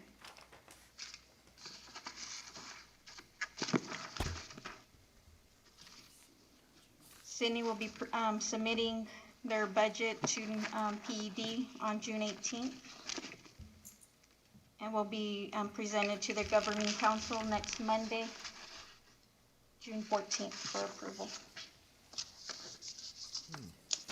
Does that stay pretty much the same when they present it to their council? Marie, is this what's going to be presented to their governing council, or will there be changes? Yes, it's the same presentation. Normally, does their council approve it before we do, or are we the first? This year, it's backwards because Sydney's governing council meetings are scheduled the second Monday of every month. So usually I would have presented this in May, but since my budget isn't due till June, I'm presenting it a month later. But technically, it's always approved before the governing council first. Do we know if the total of 196 students include the new K-5 students? Yes. That's it. It's 130 K through 5th and 66 6th through 8th grade students. And in the building lease, is the new buildings included that they're gonna have out there for this primary Yes. kids? We had to submit 2 lease assistance applications, 1 for each building. Okay, thank you. And I have a question, I don't know if it's for you, Maria, or for Chad, but when does this board hear more about their instruction and outcomes? Is it more once they're up for renewal that we hear more about the learning and outcomes there? Yeah, if I could chime in on that, Board President Morales, it really would be when the charter is up for renewal, that you'll see their strategy, goals, and standards that'll set the expectations for that. I think we know that charter schools are a little bit different animal in terms of their flexibilities and their ability to have their governing council kind of guide the direction of instruction and curriculum with that, but that is definitely based on the charter renewal. Thank you, Chad. And I don't think anybody is on tonight from Sydney Gutierrez, so I have a couple of questions, Mr. Gottlieb, if I can send those to you, and then you can. I'll give them off to Joe. Awesome. Thank you, sir. Mr. Edwards? I know, since I've been on the board, and if you go back and look at past history with Sidney Gutierrez, when they were giving out the grades and all of this other stuff, and this always stuck out when I'd watch the news. They would always talk about the A schools. And if I'm not mistaken, Sidney Gutierrez was the only school in the state when they went to grades that consistently was rated A+ or You're A. exactly right about that, Mr. Edwards. And matter of fact, there was a national ranking Right. of middle schools, not just charter schools, but middle schools throughout the United States. And Sydney was in the top 10 of that group as well. Right, and so I've kept up with that, and I've seen the work that they produce. And if you look at the kids that come out of that school, and hey, we got good kids too, but they have some very good students that come from that school that go on to do great things. Not that we don't here in our public schools, but they exceed. And that's what I think what we look at. Since I've been on the finance committee, and when we look at what's given or what they get is not a whole lot for what you get. And I'll speak on behalf of Sidney Gutierrez. I don't have any kids, but I've seen their work, and I've seen what they've done out at the base. They're one of the few places that wasn't afraid to stay at the base. They were in one of the old National Guard buildings, and I think they've had 2 or 3 different sites out at the base, and that says a lot for them to stay out there where they're at, because a lot of people don't want to be out at the base. So that's my little 2 cents worth. And I had an opportunity to go tour out there when I was early elected as a board member, and they are doing great things. I got to see in their classroom, the learning going on. It was great. And the principal there pointed out, these kids come back to us in high school. So it's definitely a partnership. They're still our students. My question is really, especially since they expanded to the elementary level, I want to learn more about their recruitment efforts of our at-risk kiddos.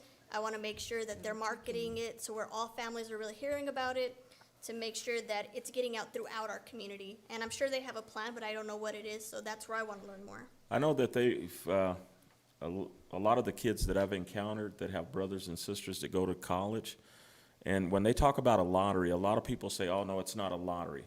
But they do take a lot of the kids that live out at the base that are enrolled in their programs. And I know that for a fact because I have quite a few students that their brothers and sisters have been accepted into the programs, kids that speak mostly Spanish at home have went to school there.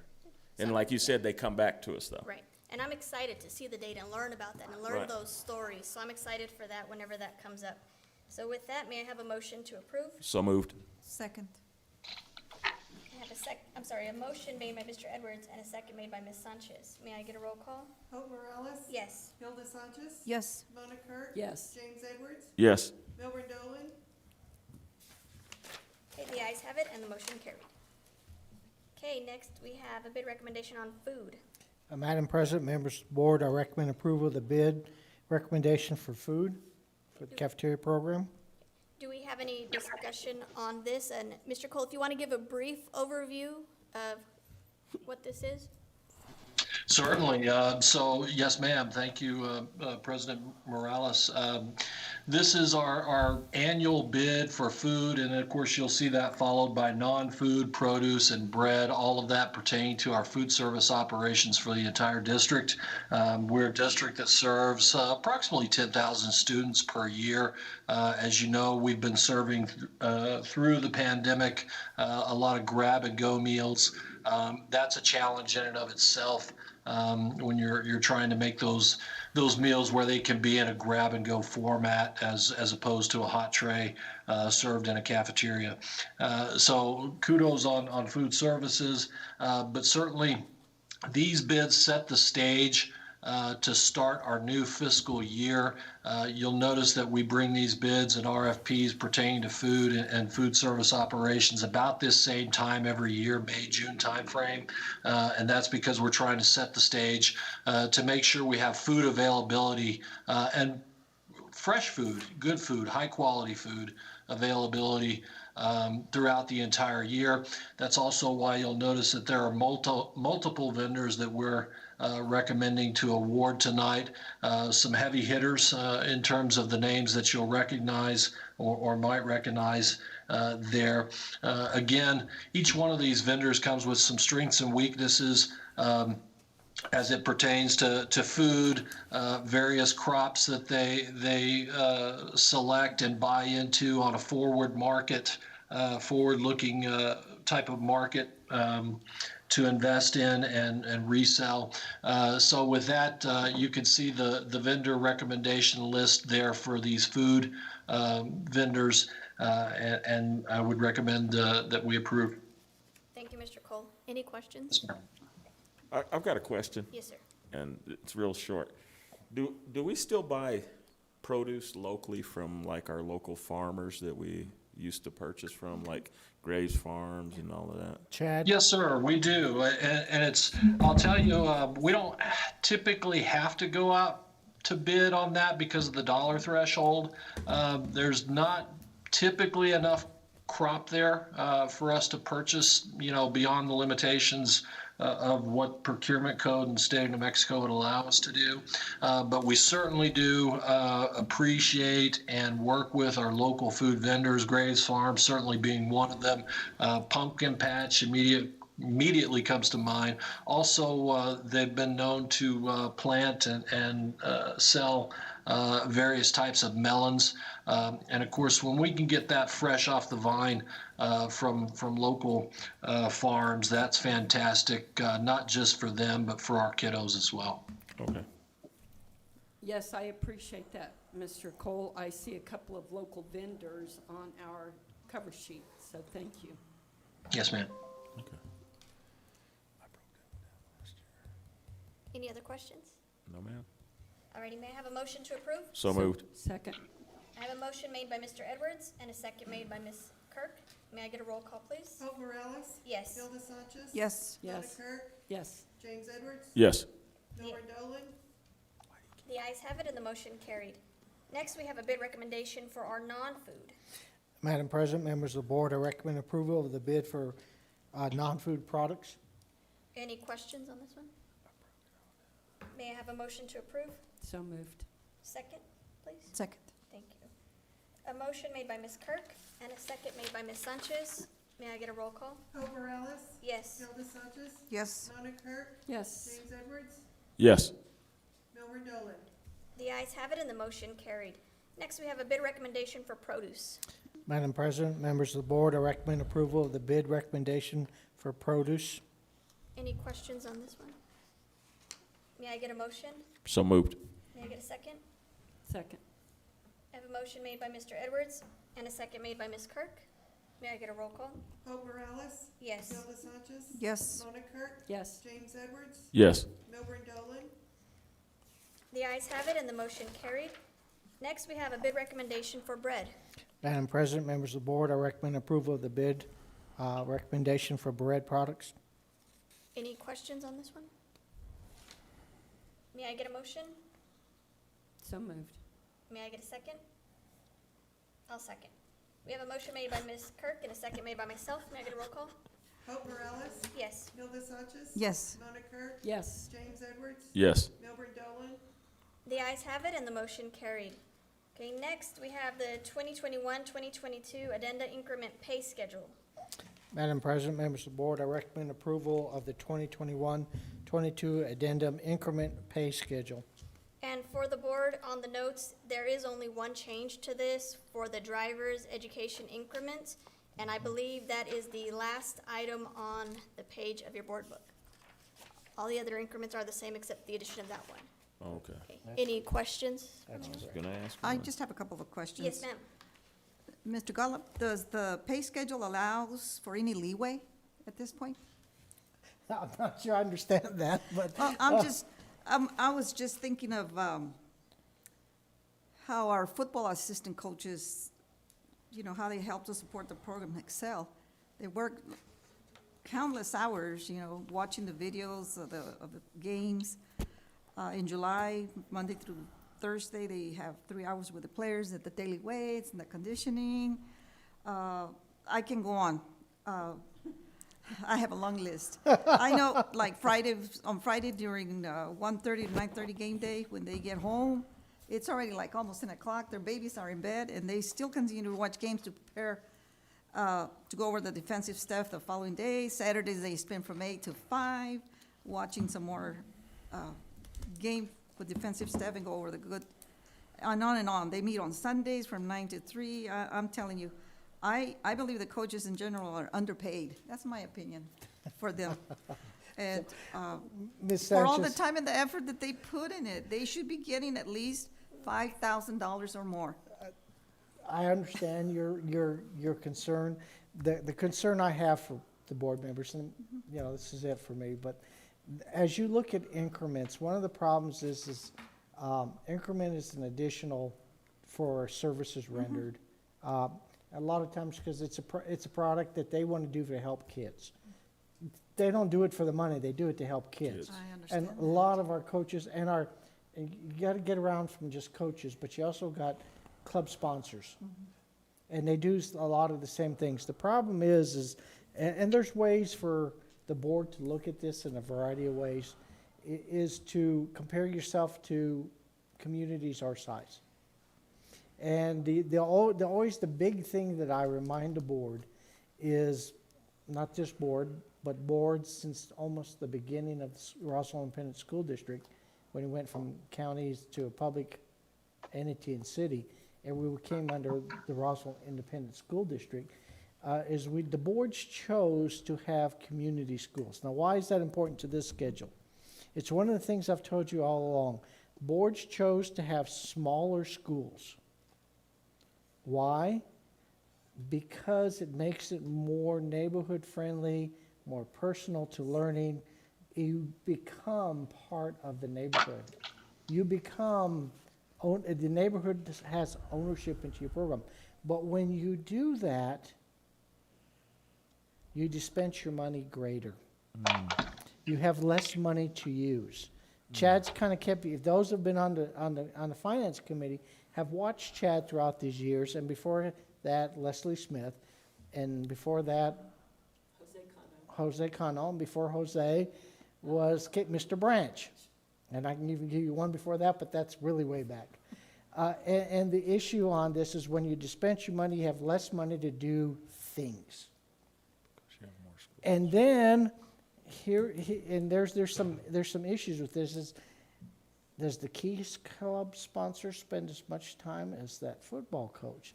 These are the questions that the boards need to be very careful when they do this. And I understand what you're saying.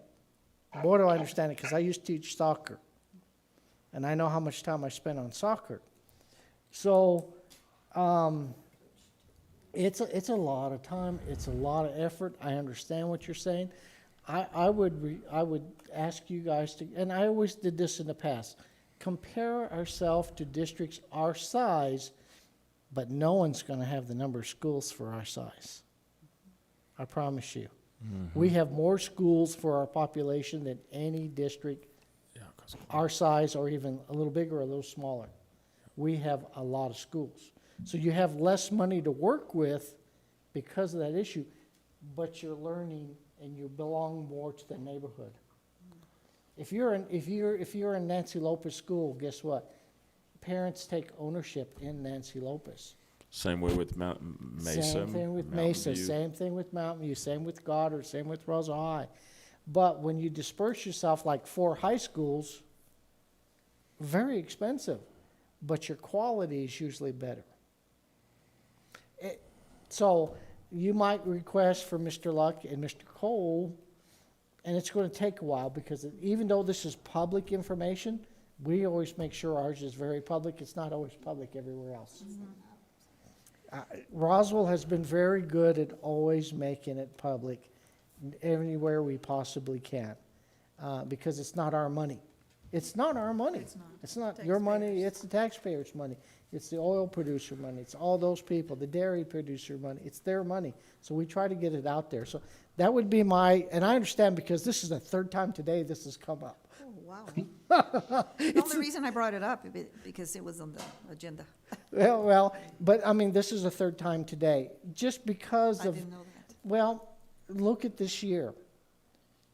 It's been a long year. It's been a very most difficult year I've ever seen.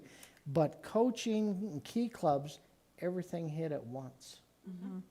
They had the opportunity to practice in small groups, and we were fortunate for that and very thankful for that. But all the activities and all the events and all the sports activities all hit at one time. And that's a heck of a lot of work in a very short period of time, and it's been compressed. So that would be one of my recommendations to you all, is kind of look at, but keep that in the back of your mind, is that we can only do with so much, because we took the opportunity to say, the new school we'll be building for Mesa belongs to the Mesa neighborhood.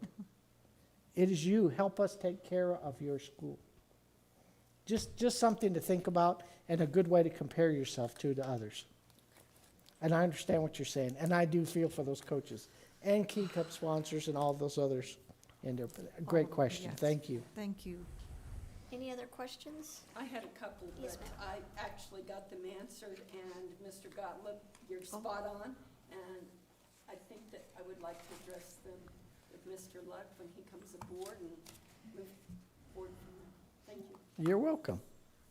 Anybody else? Okay. With that, may I have a motion to approve? So moved. May I have a second? Second.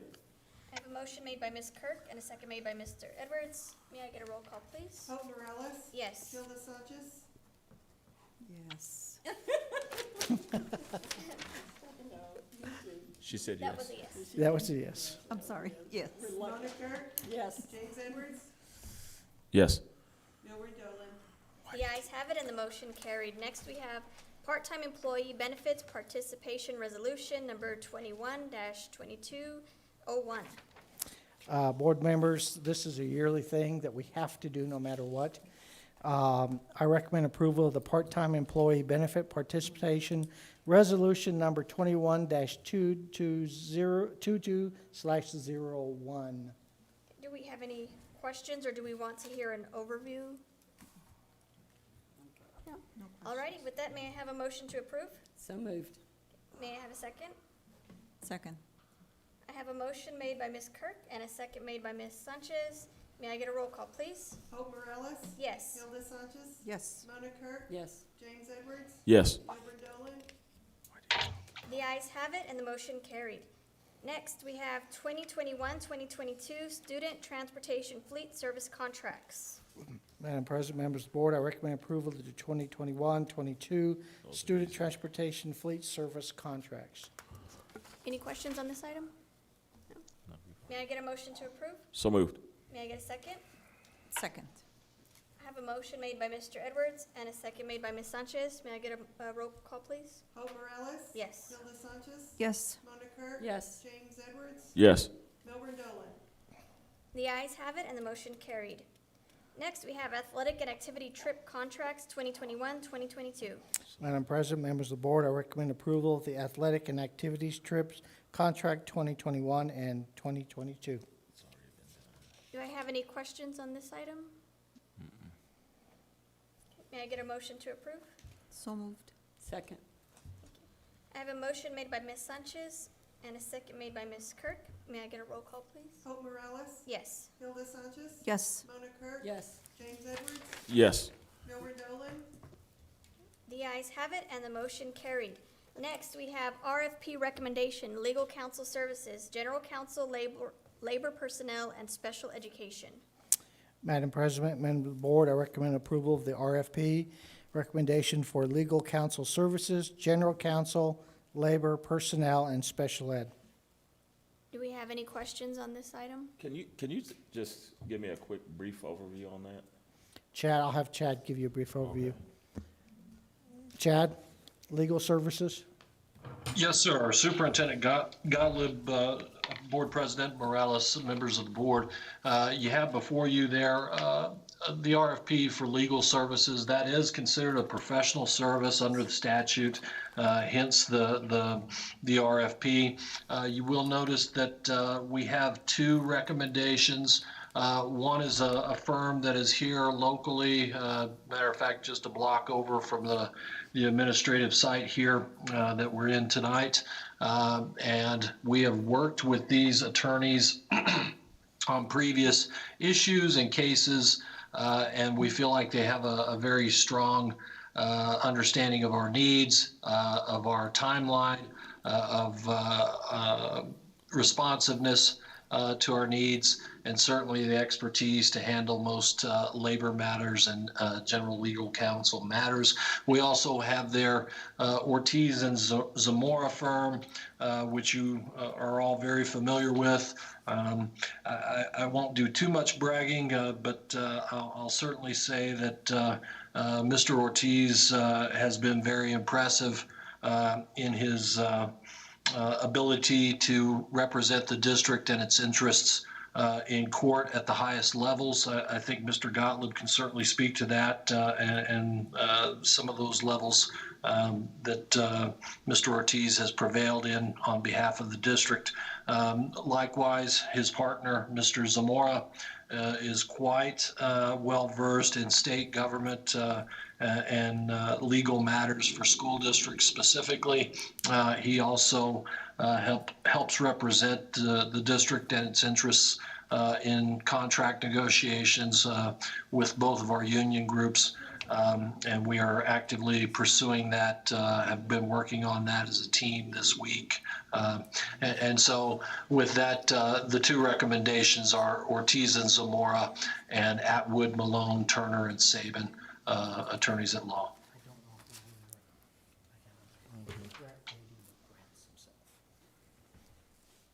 Any other questions?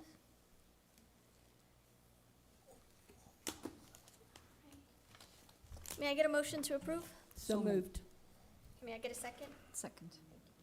I have a motion made by Ms. Kirk and a second made by Ms. Sanchez. May I get a roll call, please? Hope Morales, Yes. Hilda Sanchez, Yes. Mona Kirk, Yes. James Edwards, Yes. Milburn Dolan. The ayes have it and the motion carried. Next, we have year-end maintenance bars and temporary cash transfers for RISD and SGMS Charter School. Madam President, members of the board, I recommend approval of the year-end maintenance bars, temporary cash transfer for RISD and Sidney Gutierrez Middle School Charter School. Thank you. Chad, can you describe briefly what this is for, please? Yes, ma'am. And I'll just start by saying this is essentially where I ask you to trust me at year end. We're trying to do a lot of things at year end, and particularly in a COVID year with extended days. So in a normal year, what we would consider a normal year, we would have a March 31st cutoff date for spending. That would help us take a snapshot in time to project or to estimate budget through year end and then project over to the next fiscal year. A lot of those things are not happening or not. We're not able to do those this year. Just one, based on our calendar being extended out.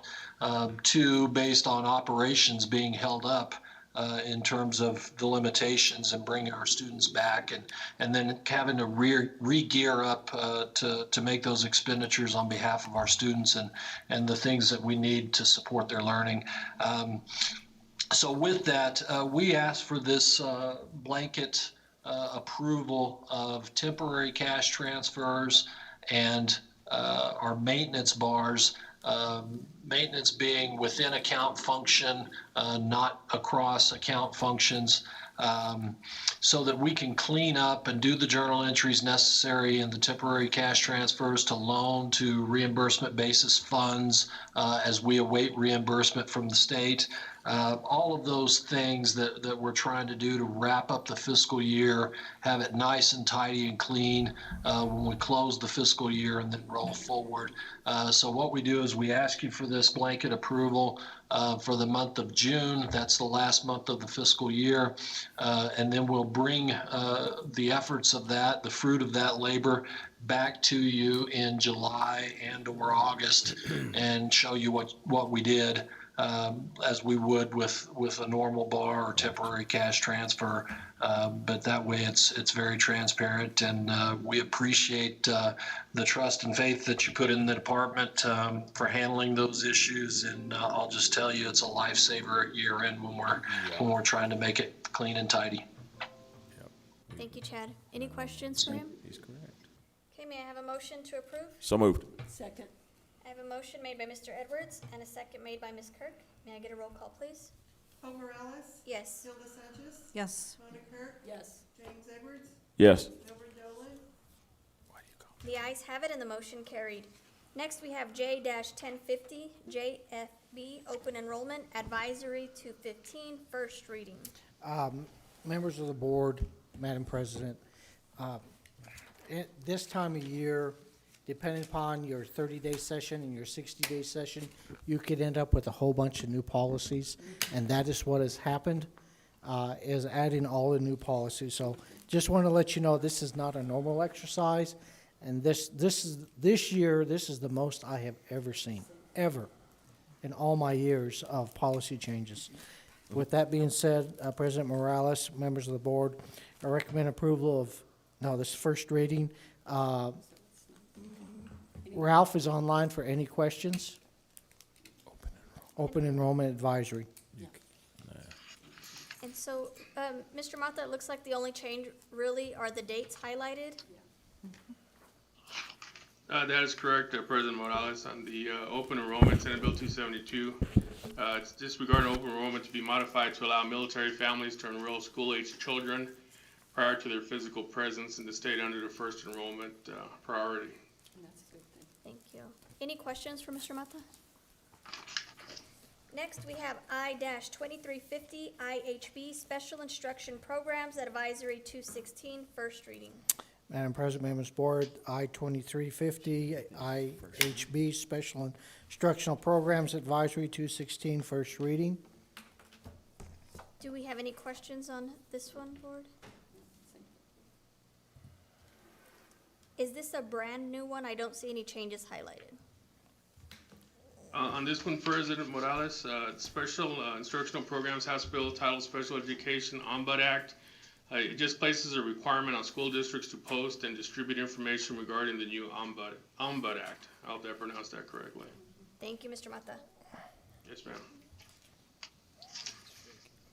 Okay, next we have I-2381, IHB-E, Special Instructional Programs Advisory 216, Procedural Safeguards Notice, first reading.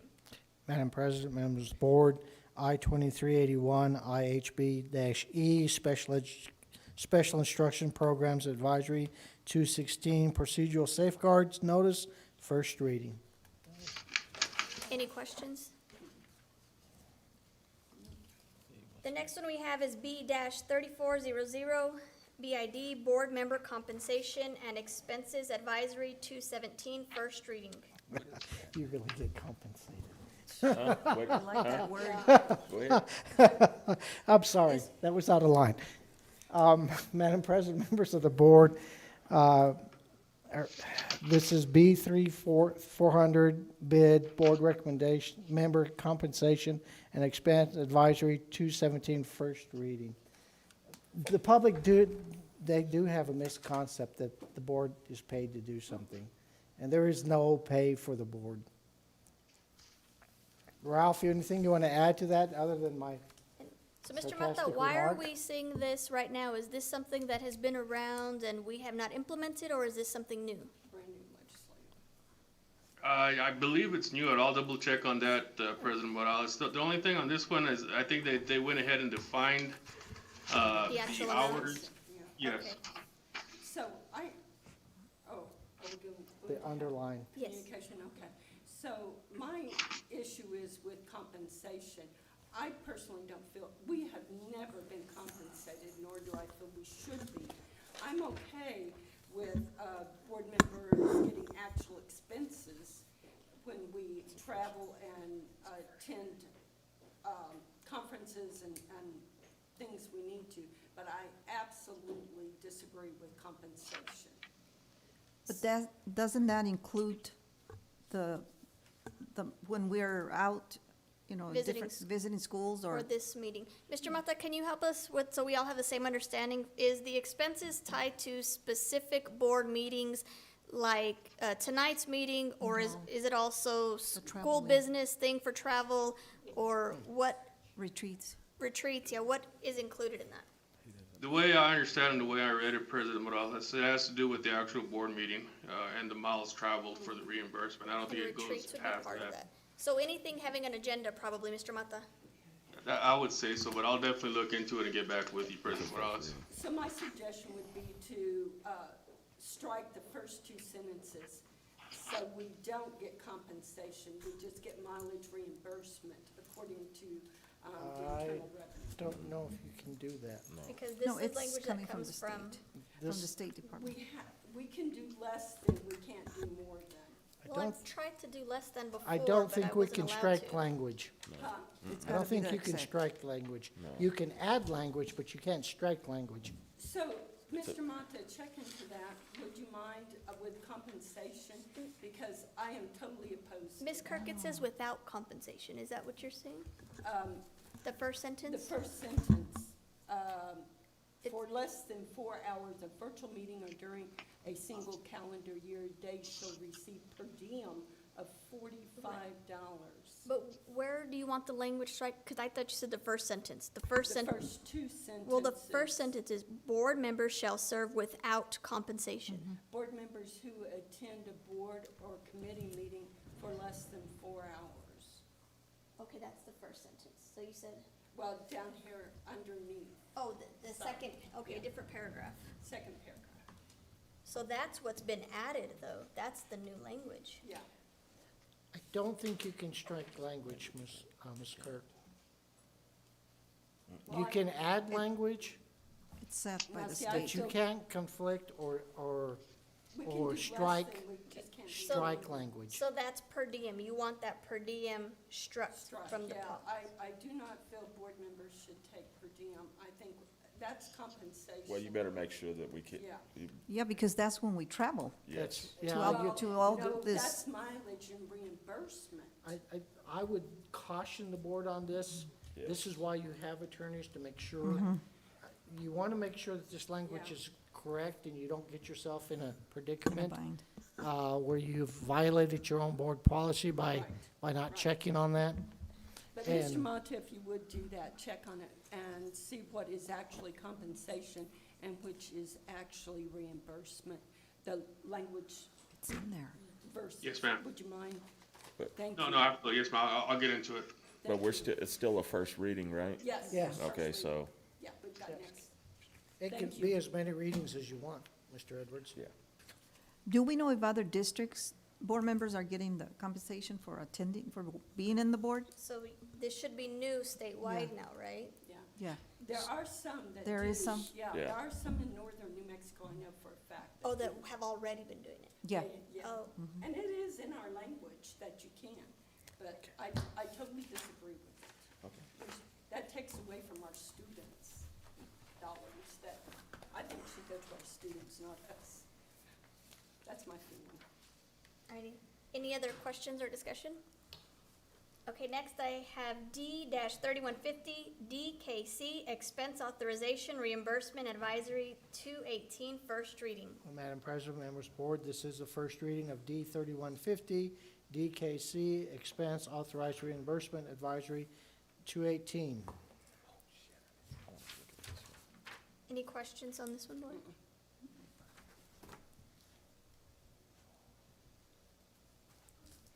Okay, next I have J-5150, JLCA, Physical Examination of Students Advisory 219, first reading. Madam President, members of the board, this is the first reading of J 5150, JLCA, Physical Examination of Students Advisory 219, first reading. And I'm sure, Ralph, you can expand on that, but I believe the underlying language is all new. Mr. Mata? Yes, sir. I'm sorry, go ahead, President Morales. I'm sorry, I just want to see, is the main addition is that for student physicals of our middle and high school students, they now have to have a dental examination as part of their physical examinations? The way I understood it, the physical examinations of students require the preparation of rolls. So they have the dental exam, but the dental exam is only whenever they first enroll. Okay. After that first enrollment, they do not have to do that, from what I understand. And members of the board, we have that opt-out for parents. Yeah. So it's not a force. If parents say, no, I don't want to do it, Yeah. it's there. Thank you. Any other questions? Thank you, Mr. Mata. Yes, ma'am. Next, we have A-0250AC, Non-Discrimination Equal Opportunity Policy Revision, first reading. Madam President, members of the board, this first reading of A0250AC, non-discrimination, equal opportunity policy revision, first reading. Any questions?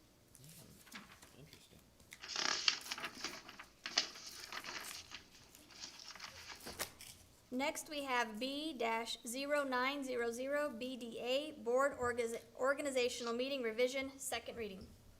Madam President, members of the board, I recommend approval of B0900 BDA, Board Organization Meeting Revision. This is a second reading. Any questions on this one, board? Yeah. The only thing that we updated was the date from March to January. To align with our reorganization, our Election cycle. election cycle, yeah. May I have a motion to approve? So moved. Okay, may I have a second? Second. Okay, I have a motion made by Mr. Edwards and a second made by Ms. Sanchez. May I get a roll call, please? Hope Morales. Yes. Hilda Sanchez. Yes. Mona Kirk. Yes. James Edwards. Yes. Milburn Dolan. The ayes have it and the motion carried. Next, we have JLCBA, Dental Examination of Students Policy, second reading. Madam President, members of the board, I recommend approval of JLCBA, Dental Examination of Student Policy. This is a second reading. Any questions on this one, board? We answered them last month. May I get a motion to approve? So moved. May I get a second? I'll second. We have a motion made by Ms. Sanchez and a second made by myself. May I get a roll call, please? Hope Morales. Yes. Hilda Sanchez. Yes. Mona Kirk. Yes. James Edwards. Yes. Milburn Dolan. The ayes have it and the motion carried.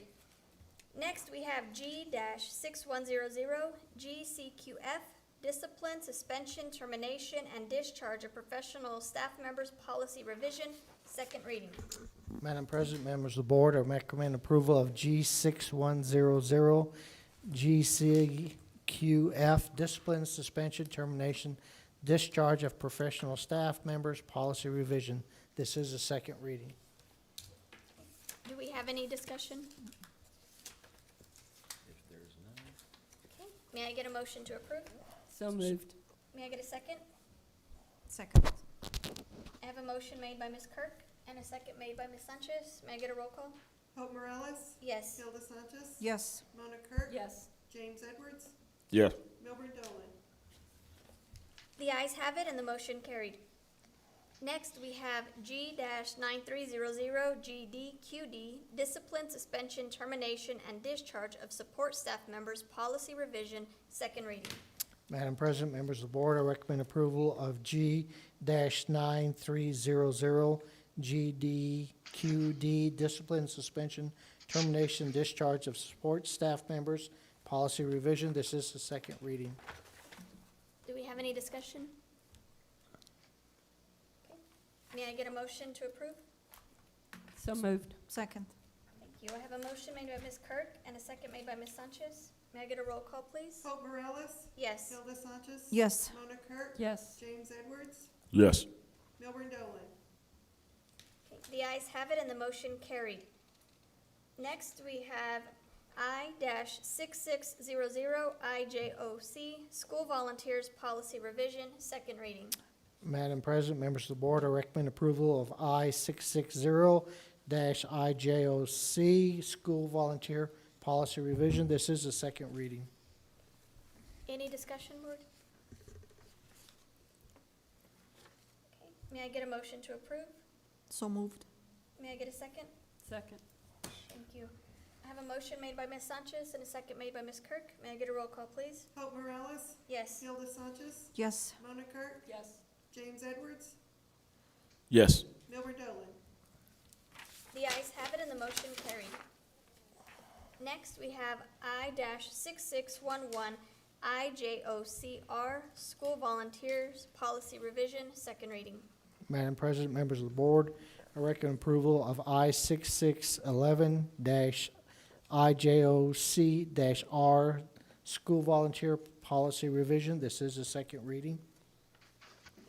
Do we have any discussion on this board? Okay, may I get a motion to approve? So moved. May I get a second? Second. Thank you. I have a motion made by Ms. Kirk and a second made by Ms. Sanchez. May I get a roll call? Hope Morales, Yes. Hilda Sanchez. Yes. Mona Kurt, Yes. James Edwards, Yes. Milburn Dolan. The ayes have it and the motion carried. Next, we have J-2350, JICA, Student Dress Policy Revision, second reading. Madam President, members of the board, I recommend approval of J-2350, JICA, Student Dress Policy Revision. Do we have any questions or discussion on this board? Second reading. We could still discuss them. Student dress. I think we clarified it. Any discussion? No. Was there any changes to the student dress policy? Well, Yes. yeah. And Ms. Sanchez and Ms. Kirk worked with Medea on that. What has happened is they wanted to make sure that dress and hairstyle The hair. was not a hindrance to education, and that we cannot use that as a problem area. That was the new adoption this year. That also includes turbans for our students that may wear a turban due to their So they'll be language. allowed to wear that? Yes. Yes. And the cornrows and the Braids haircuts? and the whole works. Correct. Okay, that's all I need to know. Thank you. May I get a motion to approve? So moved. May I get a second? Second. Okay, I have a motion made by Ms. Kirk and a second made by Mr. Edwards. May I get a roll call, please? Hope Morales, Yes. Hilda Sanchez, Yes. Mona Kurt, Yes. James Edwards, Yes. Milburn Dolan. The ayes have it and the motion carried. Next, we have J-4600, JK, Student Discipline Policy Revision, second reading. Madam President, members of the board, I recommend approval of J4600, JK, Student Discipline Policy Revision. This is the second reading. Any discussion, board? May I get a motion to approve? So moved. May I get a second? Second. I have a motion made by Ms. Kirk and a second made by Ms. Sanchez. May I get a roll call, please? Hope Morales, Yes. Hilda Sanchez, Yes. Mona Kurt, Yes. James Edwards, Yes. Milburn Dolan. The ayes have it and the motion carried. Next, we have reports on our agenda. Mr. Gottlieb?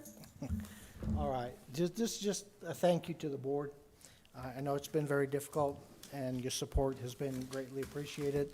I just want to caution the board on one thing. And this just harps back to all the people that work for your school district that you don't recognize.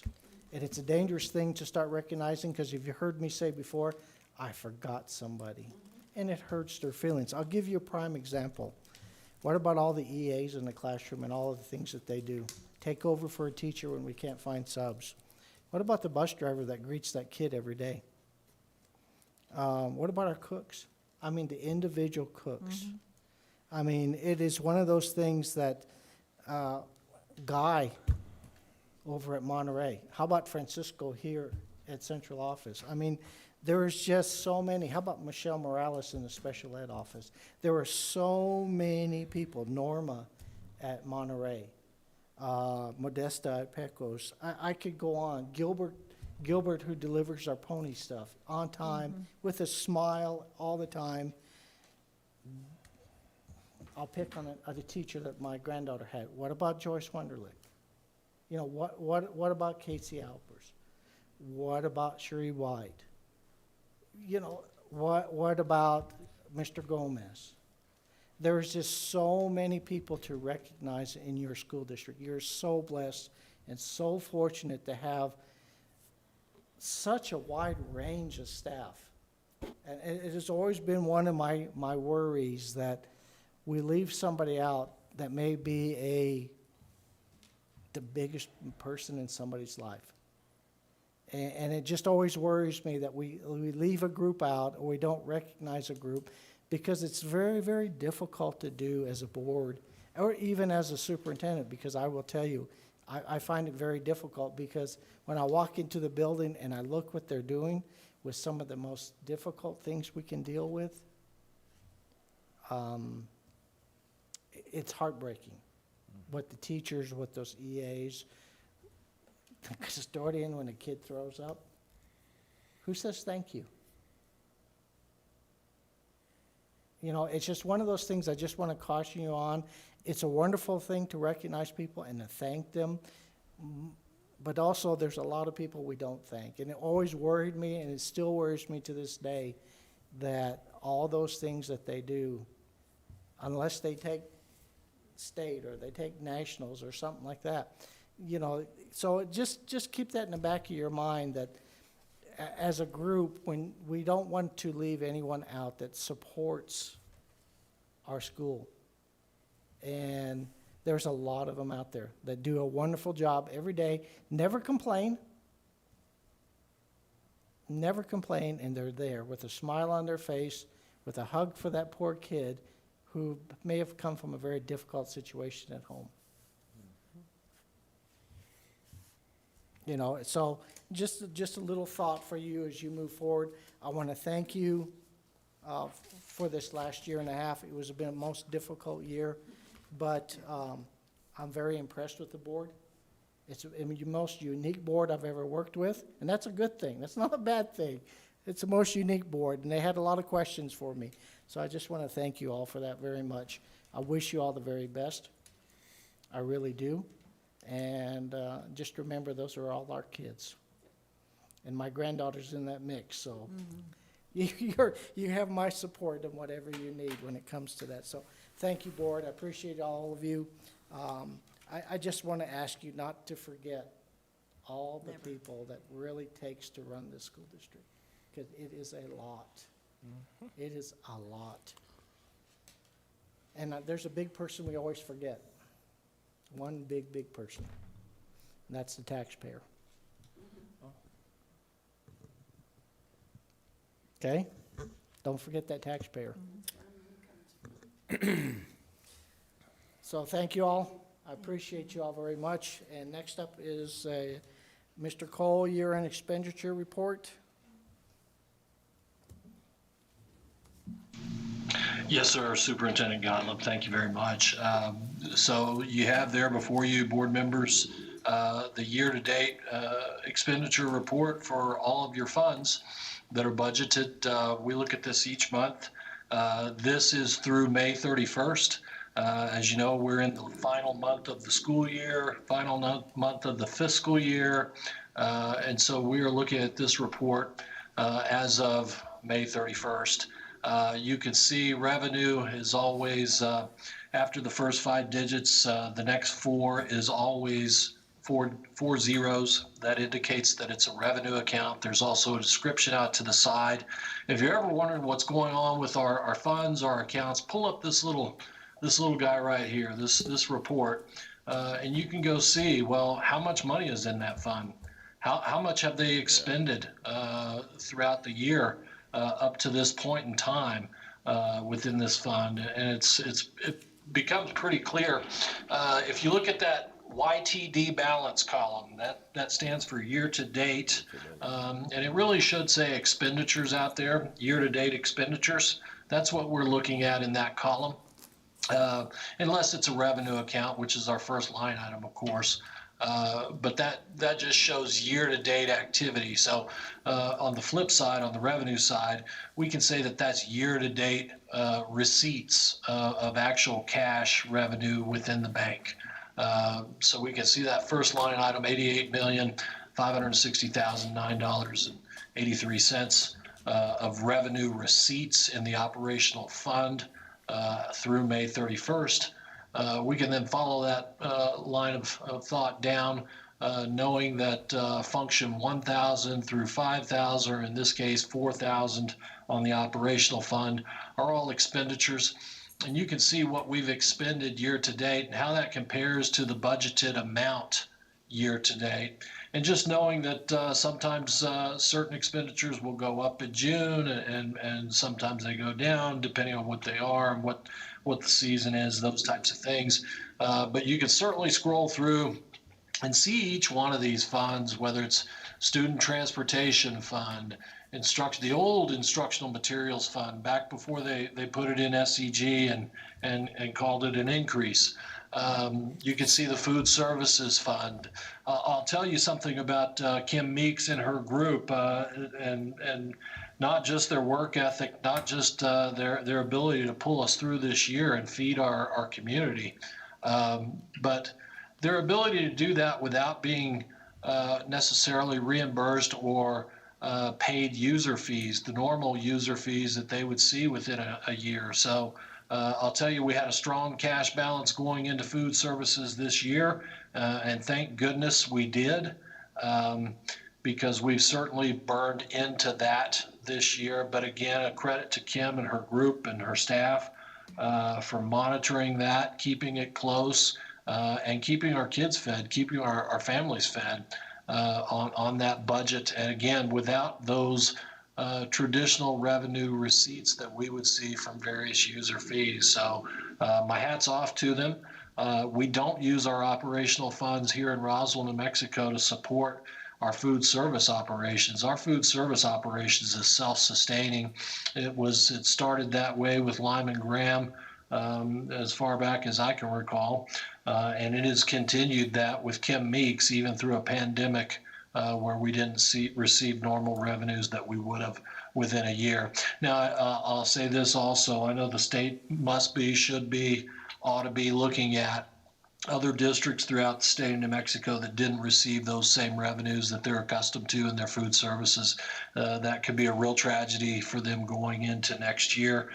So I hope we've got some really smart people at the state that are looking at that and working with our federal food agency officials to try and alleviate that, whether it's through commodities or other venues. But looking through the report, I don't have any specifics or anything wild or woolly to report to you there. This is the same report that we've been looking at on a monthly basis. We're almost to the fiscal year end. We're in good shape. Again, I would thank the board and our superintendent for allowing the business office the opportunity to have authority for maintenance bars and temporary cash transfers. The individual line item expenditure accounts are rolled up in this report just for ease of reading, so you don't have thousands of line items to scroll through. But that's what we'll be doing in these next few weeks, is scrolling through thousands and thousands of line item accounts, individual line item accounts, making sure that we're not even a penny off in our budget to clear audit and keep the district on that path.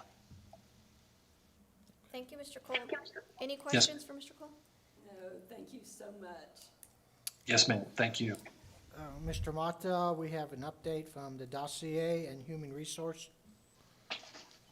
Yes, sir. President Morales, Superintendent Gottlieb, members of the board.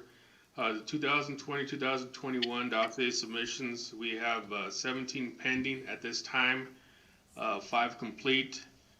17 of those are for a movement from level 1 to level 2, and 5 for going from level 2 to level 3. Also, on the June personnel actions, we've had 31 resignations in the month of June. This is for the certified personnel. We had 19 retire. For non-certified, we had 1 new hire, 7 resigned, and we had 11 retired from the non-certified list. And also, to give you a quick update on where we're at with our retirement apples, they were a little late in coming in. We are working on putting them together now with the name tags. We'll be distributing those within the next couple of days. Hopefully be able to get that done by late this week or early next week. Any questions for Mr. Mata? I'm glad that you brought that made that statement about the, what do you call them, the apples? Retirement. The retirement apples, because I was receiving some phone calls that we weren't doing enough as a district for teachers to get those. It's kind of like our baseball field at Roswell High. Yes. Everything's still in order. It's been hard this year getting Right. stuff in. Right. But at least we're doing it. It's We're doing it. clarified. We're going to continue. It's just getting things on time.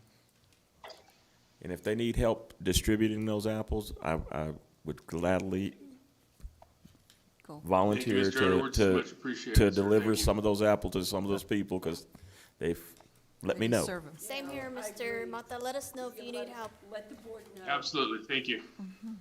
And Mr. Mata, I have one question. I know last year we talked about it, and I think it's something we brought back, but are we doing the exit surveys on the individuals who have resigned, and are we using that data? We do have the exit surveys. It isn't mandatory. It's up to them whether they want to complete it. If you would like, I could go ahead and compile that data for you, President Morales, and go ahead and give you an update on where we're at with that. That would be great, Mr. Mata. And then if you just have any like follow-up on it, like we know this, so here's what we're gonna try to do with it. That'd be awesome. Yes, ma'am. Thank you. Anything else for Mr. Mata? Nope. Okay, board, now we have board communication, new and unfinished business for informational updates and acknowledgements. So we Anybody? can speak? Yes, sir. Oh, okay. I guess I'm gonna go first. I'd like to congratulate all of the graduates for this year. It was real special this year. You know, the year before we've always been diligent in doing things for our school district, and I'd like to, like I said, I'd like to congratulate the principals of the high schools that did graduate. I'm not leaving anybody out. It was real nice. Roswell High kicked it off, and University High School finished it. And in between, we had, we had early college, we had Roswell High. Actually, it was early college that kicked it off, and that was real nice. But Roswell High, Goddard, they did a tremendous job. And for those that are retiring, happy trails. I wish you a lot of luck. And this goes out to anybody that's retiring in the district. I'd also like to extend a special thank you to Mr. Gottlieb for stepping up when others would have stepped away, and holding the district together. And when I say holding the district together, I think he's left us in a good place. I hope we continue with some of his styles, because he's kept us all in line. We've asked the difficult questions.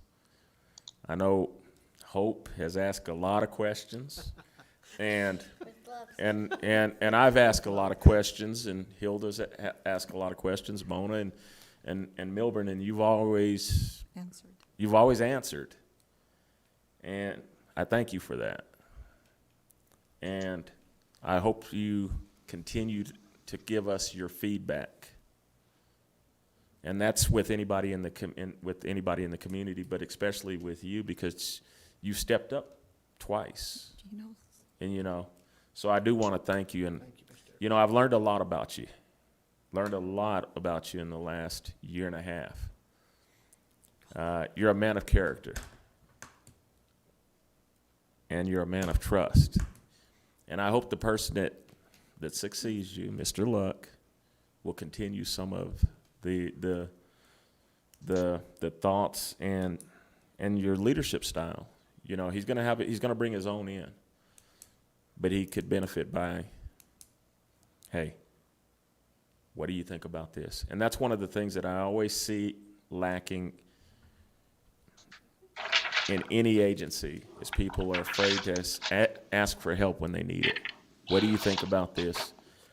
I just thank you for stepping up. Thank you, Mr. Edwards. And Appreciate it. happy trails to you as well. Thank you. Okay. Ms. Sanchez or Ms. Kirk? I just want to say congratulations to each of of our retirees for dedicating their career to serving our community's children. Whether they served in the classroom or behind the scenes, they made a big difference in the lives of our students. And I know our entire community has or will benefit from their dedication and the service.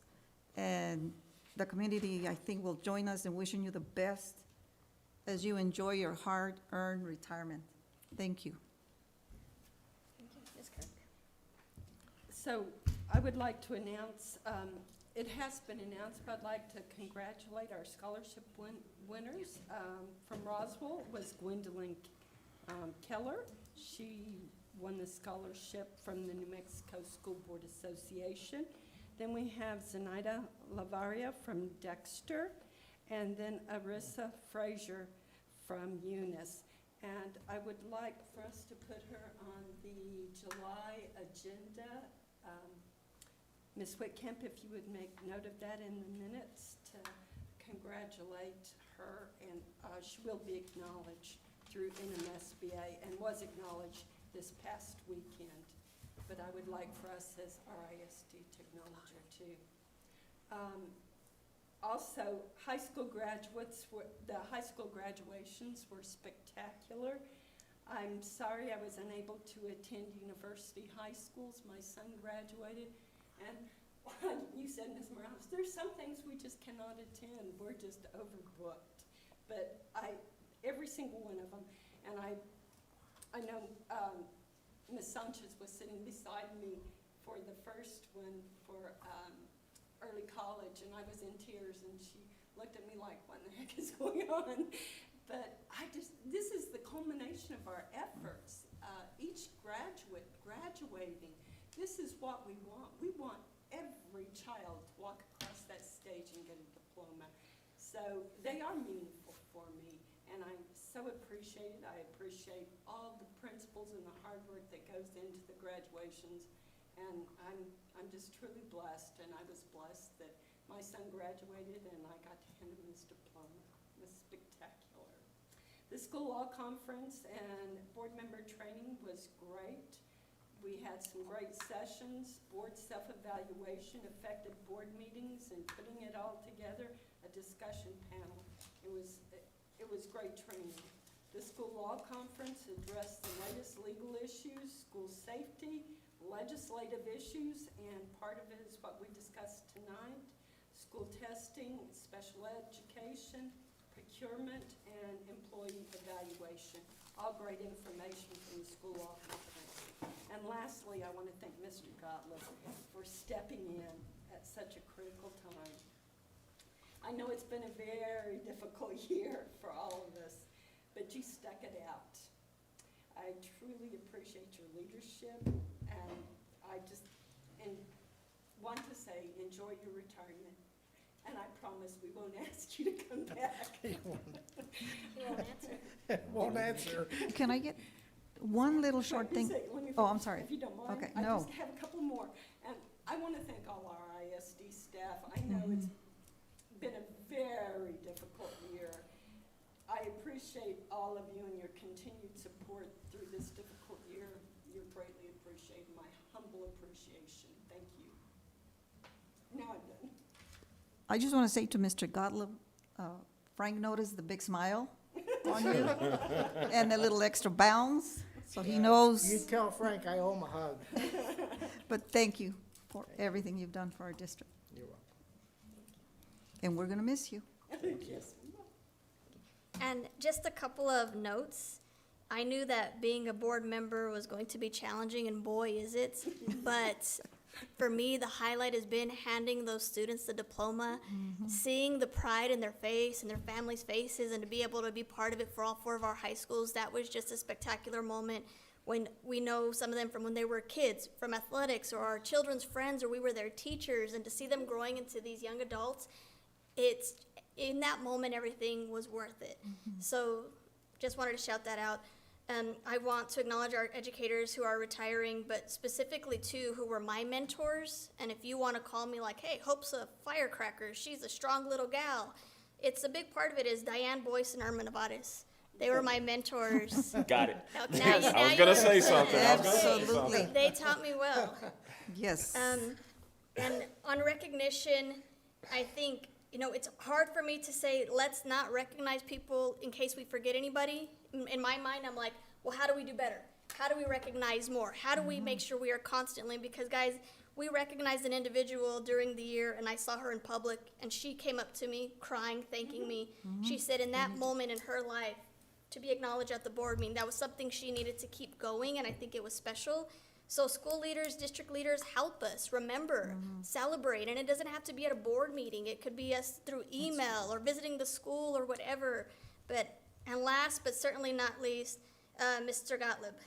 I like to describe myself as like a little pebble in your shoe, maybe A big something one. like that. But truly, sir, I hold you very high, and there are not a lot of people who I really have a deep admiration and respect for. And now that I've learned more about education and politics and systems and all of this stuff, I truly have a lot of respect for you and all of your work, and thank you for what you've started. I think you've helped us as a board to grow stronger ourselves, and I think we're ready for the challenge, and we're excited, and you were a big part of that, sir. Thank So you. thank you so much. I do have one last recommendation, and we did this a long time ago, and Mr. Dolan's not here, but two principals, you may remember it as a teacher. We used to have, and I've talked to Ms. Wiskamp about this, you can do it next year. When you do go visit the schools, we always had little gifts, just cute little gifts to give the staff that you go out. And I would strongly recommend that you continue visiting our schools.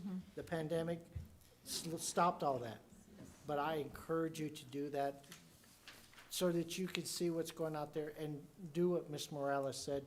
You give that opportunity to say thank you. I really do appreciate what you're doing. And it makes a big difference in their life that somebody does recognize them. My worry is always, I'm afraid I'm gonna miss somebody. Yeah. And that hurts. So there's a thought for you. Ms. Whitcamp and I have talked about that, and I hope that you guys continue that next year, because as board members, they love seeing you. And Ms. Whitcamp, thank you. We appreciate you. Luke, thank you for being here tonight. We appreciate you. We can make sure to do a little better. And board, I don't think we thought we'd get out in about 2.5 hours with this lengthy agenda. But with that, this is the end of our agenda. May I have a motion to adjourn? So moved. Second. Okay. I have a motion made by Ms. Sanchez and a second made by Ms. Kirk. May I get a roll call, please? Hope Morales? Yes. Hilda Sanchez? Yes. Rhonda Kirk? Yes. James Edwards? No. Delbert Dolan? The ayes have it, and the motion passed. The board meeting will end at 8:38 p.m. Thank you all. That's early. I got shafted.